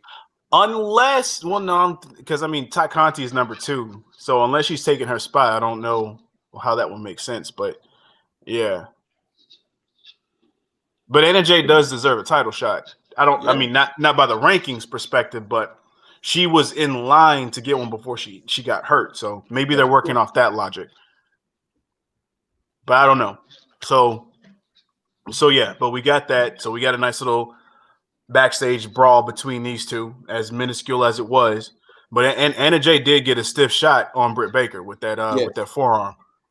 You heard that shit. But from 2 females to another 2, Kiera Hogan and Penelope Ford. Shout out to CM Punk with the banter of the night. Just asking, is there any relation?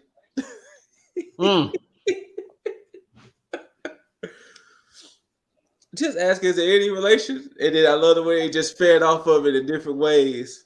Yeah. Like, just check it. Just making sure. He was like the Paul Hogan's Heroes. We got it, Punk. Good on you. I love Punk on commentary because I think that this goes back to what he had said too, is that he says he wants to be he wants to be able to watch wrestling as a fan, but at the same time he can't sit with the fans in attendance because it's going to take away from said match. So this is the best way for him to do that, being on commentary, still being able to be on TV and being able to have his presence known, but then being able to be out there and actually watch the match from some distance that's close enough to. That's what AEW does well, because even with Taz and Starks be on commentary, it doesn't sound out of place. It sounds weird when a wrestler in WWE comes and do commentary. Yeah, like it sounds weird because, like with the Sasha and Becky match, Bianca Belair was on commentary, and it felt third wheelish. It doesn't feel out of place when Jericho was doing commentary, or when Starks and Taz, well, Starks mainly because Taz does commentary, or when Starks go do commentary. It doesn't feel out of place. Yeah, they know who to put there. You get those witty quips with Starks, like, yeah, I could definitely whoop his ass. Like, he ain't nobody. You know what I'm saying? Like, he ain't nobody. Like, but like you get good stuff like that. Or like somebody from Team Taz is wrestling, then yes, Taz's bias does come out. But it's not out of place with CM Punk being there, and you hear some of these things. It's like, yeah, fuck it, let's do it. Absolutely. But this match started off very slow for me because I was almost going to write it off because I was like, I do not like the way this match is going. Yeah, it wasn't. It didn't. It did start off pretty kind of like okay. But then the second half of the match went on, and I think it was after the commercial break. Yeah. But the second half of that match went on. I was like, oh, okay. We got a little something here. So I'm fine with this. So it worked out, and of course, this pretty much led up to the Bunny coming out, and then Ruby Soho coming out to help Kiera Hogan, and continuing on said feud. So it looks like we get some more story beats from this shit, which is awesome to keep Ruby Soho busy. Yeah. But all in all, I mean, it's good that they showcase this match on here, so we're able to see Penelope Ford on TV. Kiera Hogan finally get some more shine on the prime spotlight, so that's good. And I hope they continue this on with the women, because I love how Hikaru Shida and Serena Deeb did their thing, and it just kind of carried on. And speaking of Deeb, love Deeb's promo.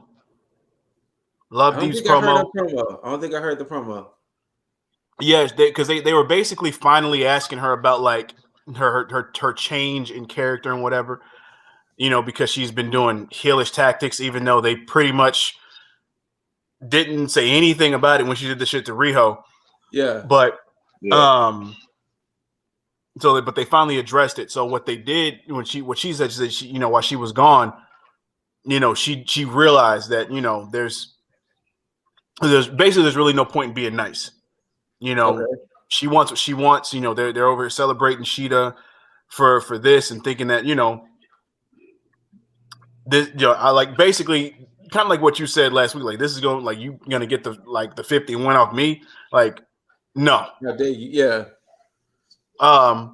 What Punk that did make a reference to? I'm like, yeah, she looks different without the ball, without a shaved head or something like that.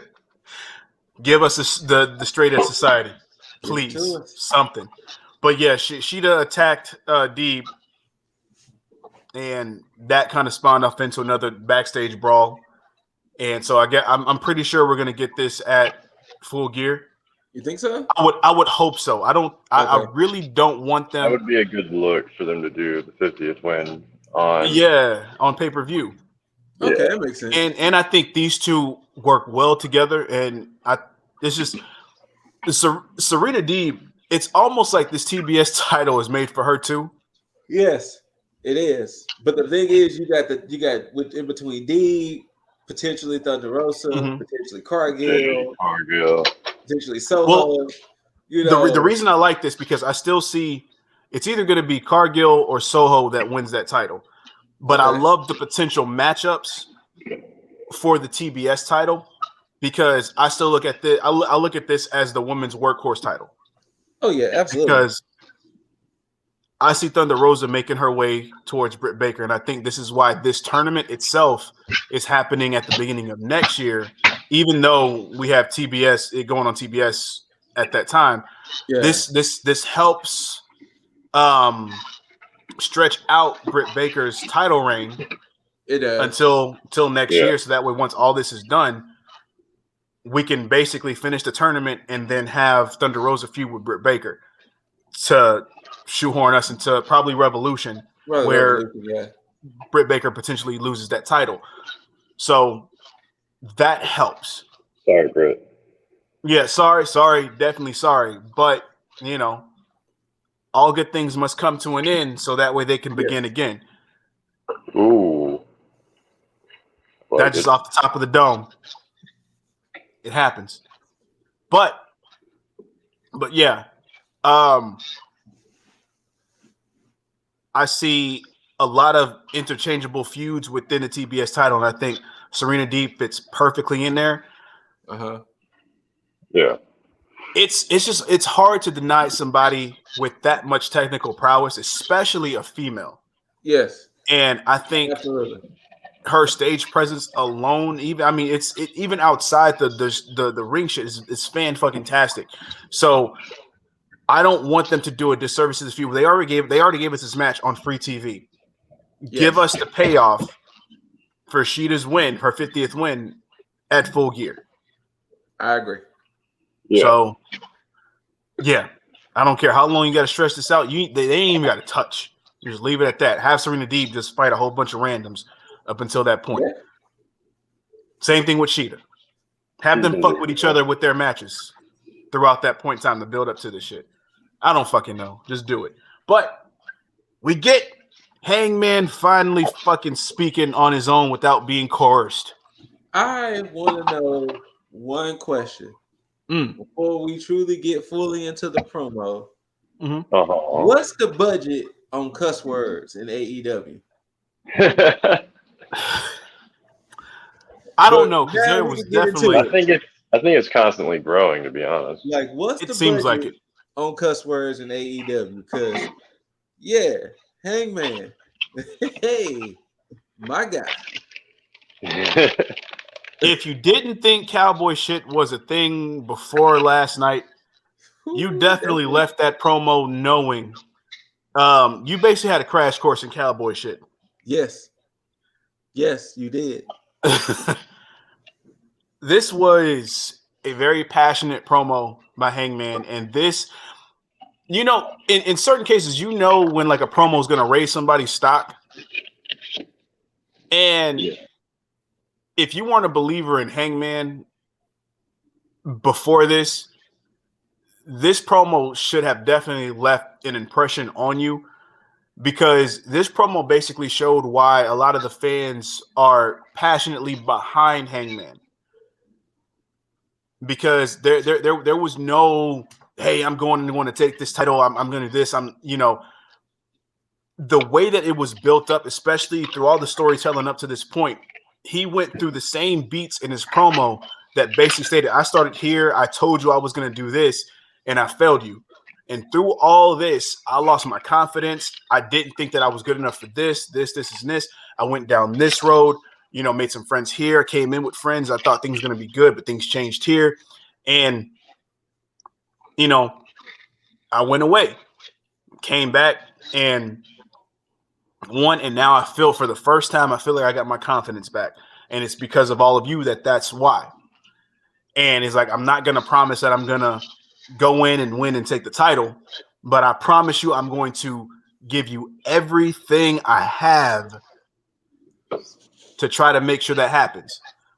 And of course, he went through saying, you know, you're going to get every ounce of me, every inch of me. You're going to get every blood, sweat, tear, period. It's like, and I know what he meant by that when he said, you know, whether, you know, you're going to get some type of tear one way or another. Either I'm going to cry if I lose or I'm going to cry if I win, and you're going to get it.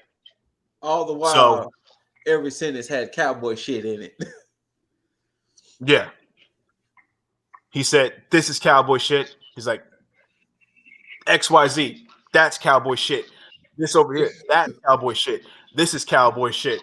And meanwhile, Tony Khan in the back, like writing the check, like, all right, 500 more. Like, okay, so we got fined this much.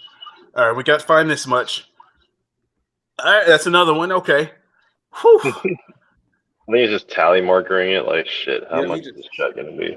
It's like, oh shit, I said it. Damn it. I know.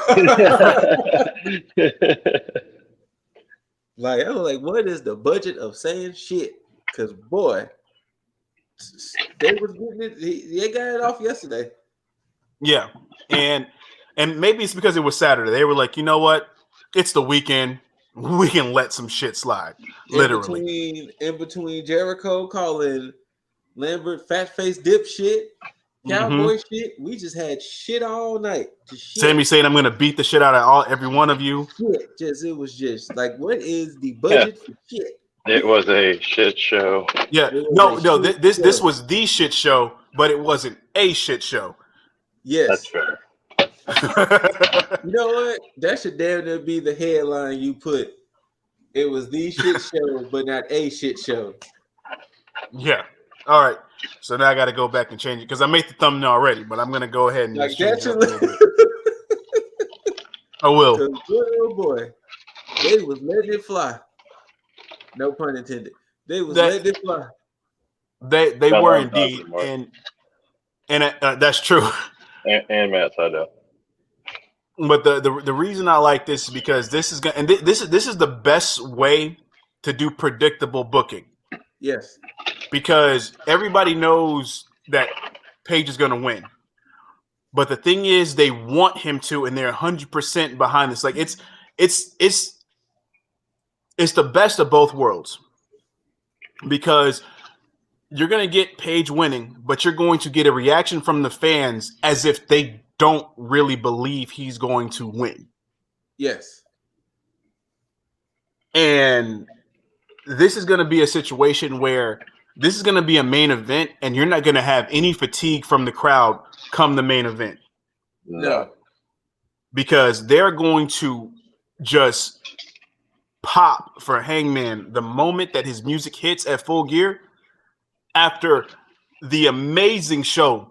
And I'm already saying it's going to be an amazing fucking show. After the amazing show that they sit through. So I don't see it being a bad show. Like, there might be a few matches that could happen that might be a little whatever. It's probably going to be a little point or two, but there's not going to be a bad show. Nah. Oh, wait. Holy shit. You know what? Okay, so if now, because everybody's read the fucking thing on Tony Khan's notebook, right? If that's the Full Gear card, this is the reason why Mox and Danielson make sense on that list. Yeah, like I said, I can see Mox and Danielson being the two. Well, because he had written on there Mox and Bryan. Yeah, 100%.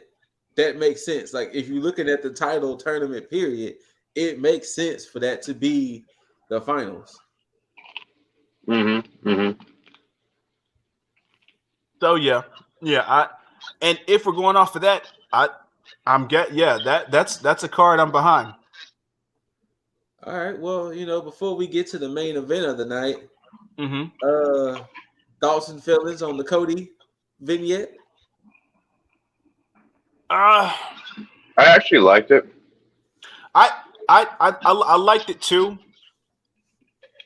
and I don't think he's still beat. I still don't think he's beaten Malachi. He shouldn't. He really shouldn't. No, I know he shouldn't. Like, but they're setting it up as if he's going to win. That would not be fair to Malachi. So no, he should lose.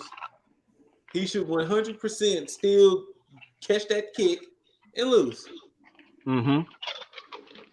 And I think this should be like the turning point for him. Yeah. He's trying to do the right thing, and he's going through. He let everybody sit there and ridicule him. Yeah. This should be the one, and I love it. They're doing this. Fantastic storytelling. But turning point, but how far?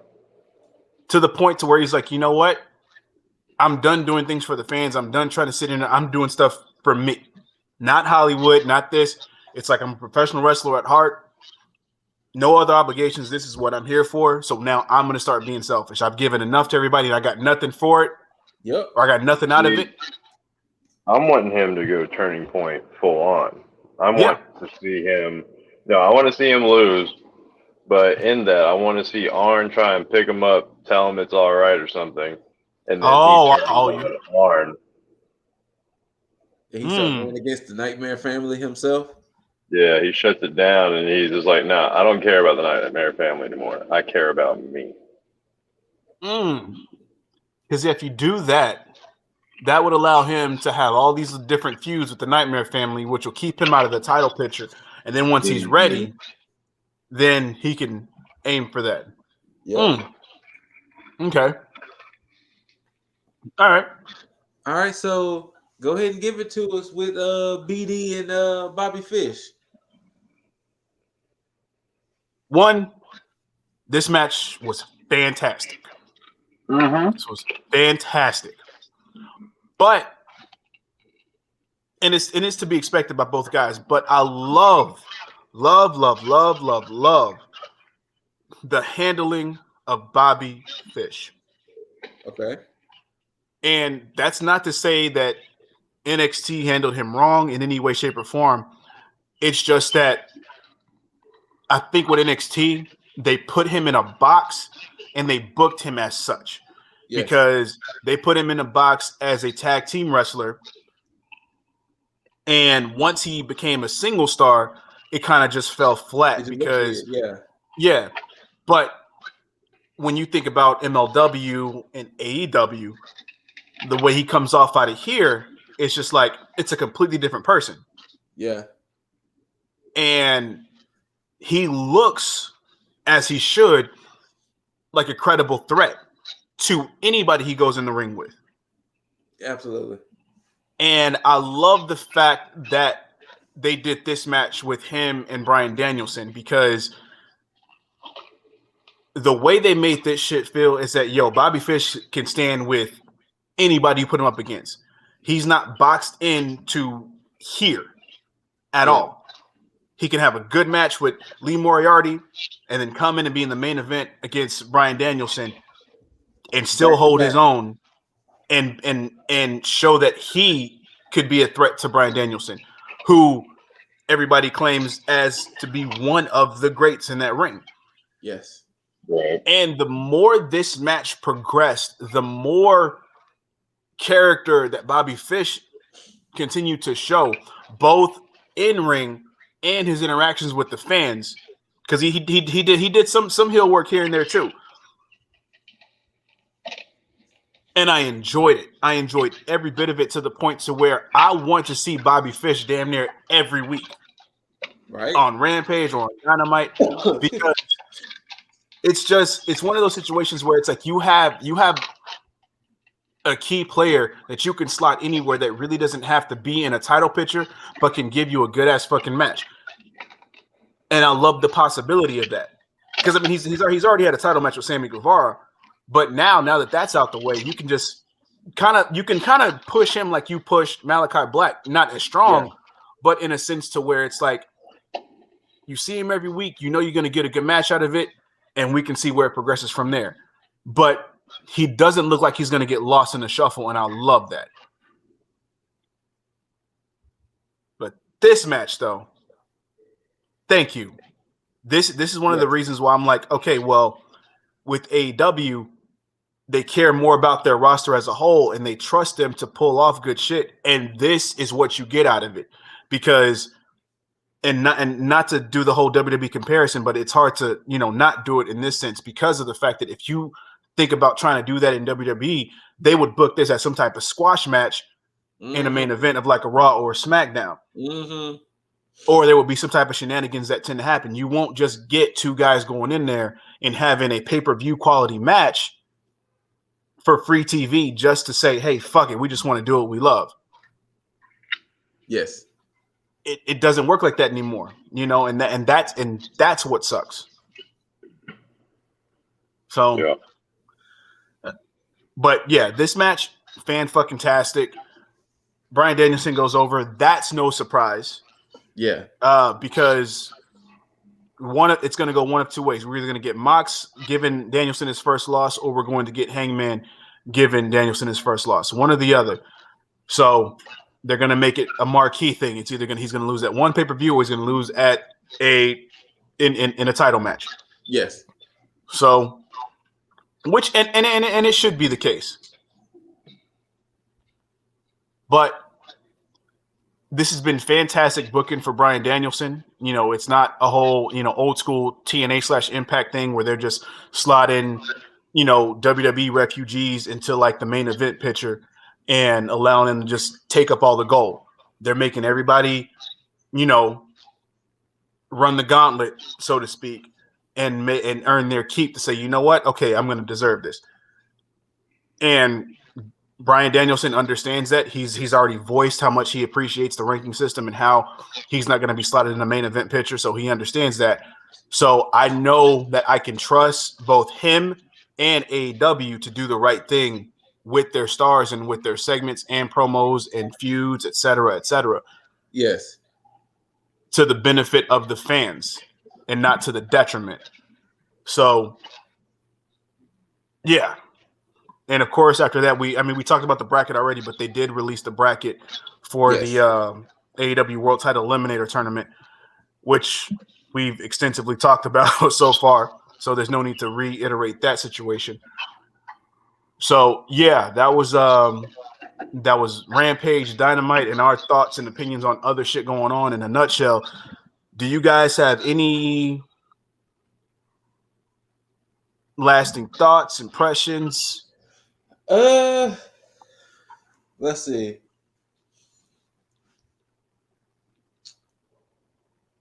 If honestly, to be perfectly honest with you, if I really have to give a lasting thoughts impressions, I just really want to say, if you really are a wrestling fan, you should be enjoying what's happening on both sides, on all sides. Yeah, WWE is still doing WWE things, but don't discredit the good that's happening too.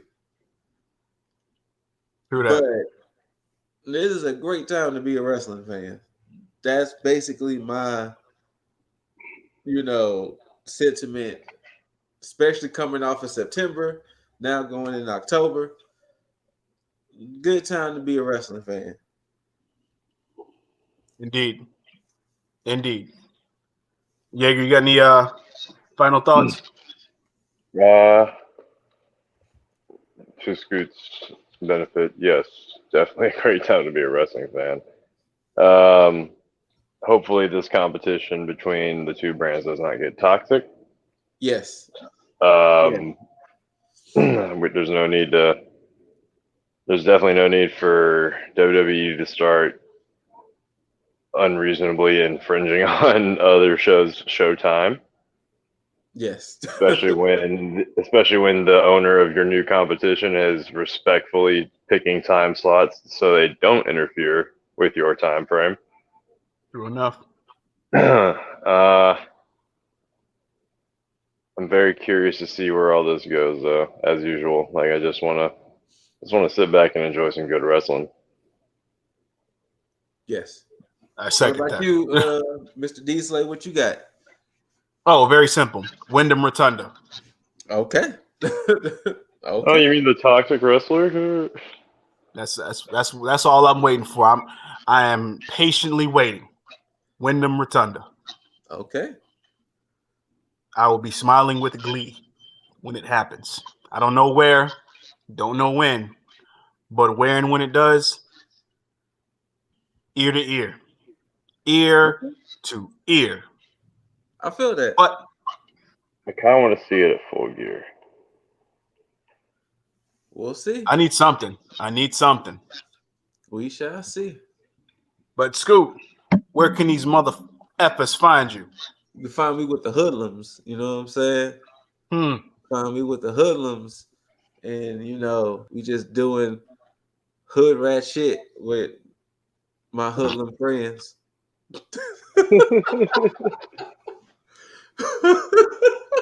I was gonna do hood rat shit with my friends. But it's been at the bottom. These ScooterRay, IG, Twitch, TikTok. You can find me there. PlayStation with the ninjas, which they're on my face. LTSN. Right? Yeah, buddy. Ninja Banter. We just did a dope ass episode where all four of us were in full-fledged costume and makeup and everything. And that's been a dope ass episode. So definitely check out that Ninja Banter, the horror special. That's where you can find me. You know what I'm saying? And but the ladies though. The ladies indeed. And not only the fact that it's the ladies, but with it being October, the costumes though. Oh. The creativity though. Oh. There's only one person, y'all can hit up with all of that. If you need some creative help with your costumes, there's one person you can ask. And that's. And I mean, I've been seeing some creativity amongst the social medias and the DMs. But man, TikTok is a hell of a place after 10 o'clock. That's all I'm gonna say. But if you have any creative questions, if you wanna just show off a little bit, let me know, get some opinions before you go out into your night. Such a nice guy. Just want to see what's up. It's just Jaeger Bombastic. IG, Twitter, Xbox. You can actually send pictures on Xbox. Isn't that funny? There you go. Oh yeah. Letting I'm all over here. just by all means, hit me up. Feel free to chat. If you're not already chatting with me, you know who you are. I'm saying a lot, mainly because I'm distracted. He's looking at them sexy costumes and sexy nurses, sexy detectives. It's all running through his head.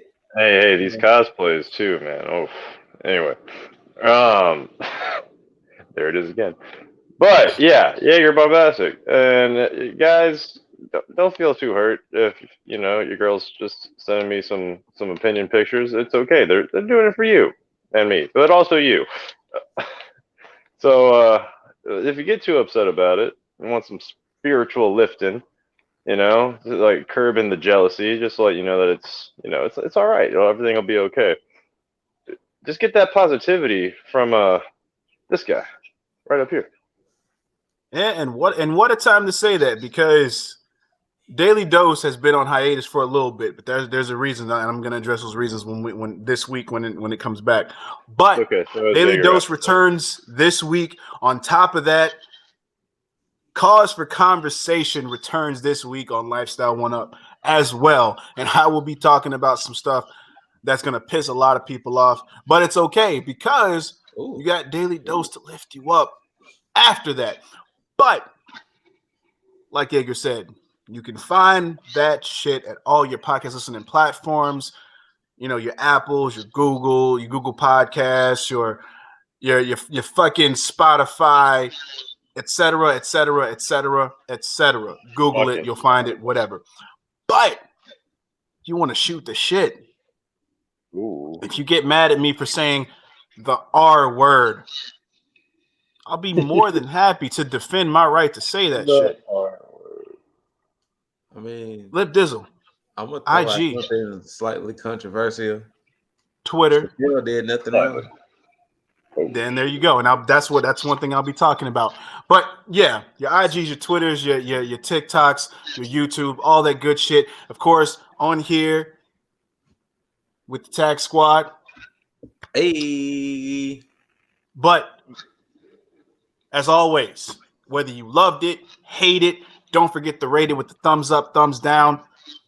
Mainly thumbs up though. Like mainly the thumbs up. Oh yeah, really thumbs up. But of course, I'm not gonna hate you if you leave a thumbs down.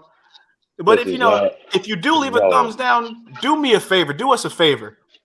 Put down why you did it, so that way we can say, you know what, hey, maybe we screwed up at one point. Maybe the reason is because we offended you. Let us know, so that way we can be objective about the situation. Maybe it's because Lit said the R word, Yeah, if that's the case, yeah. If I offend you, then I'll address it accordingly. But it is what it is. But leave your comments, concerns, all that good shit, opinions on the show, whatever you think is good, bad about what we said. If you think we went one way and you would go another way, address that shit too, because we want to know how you would book shit. Yeah. Hit that notification bell so you can get all the updates and notifications when a Yeager After Dark Elevation, a Scoot with the Scoops, Scoop with This Month in Wrestling. It's on here somewhere. The Tag Me In, Hot Tag, Tier List, all that shit. You want to see it. But most importantly, mother effing subscribe. But I'm going to go ahead and warm that shit up so I can give it too sweet. What's wrong? To my bros. Hey. Bada, bada, bada, bam. But as always, I bid you all adieu. And until you hear these immaculate voices and see these handsome faces, primarily talking about Yeager. Yeah. Tag the fucketh out.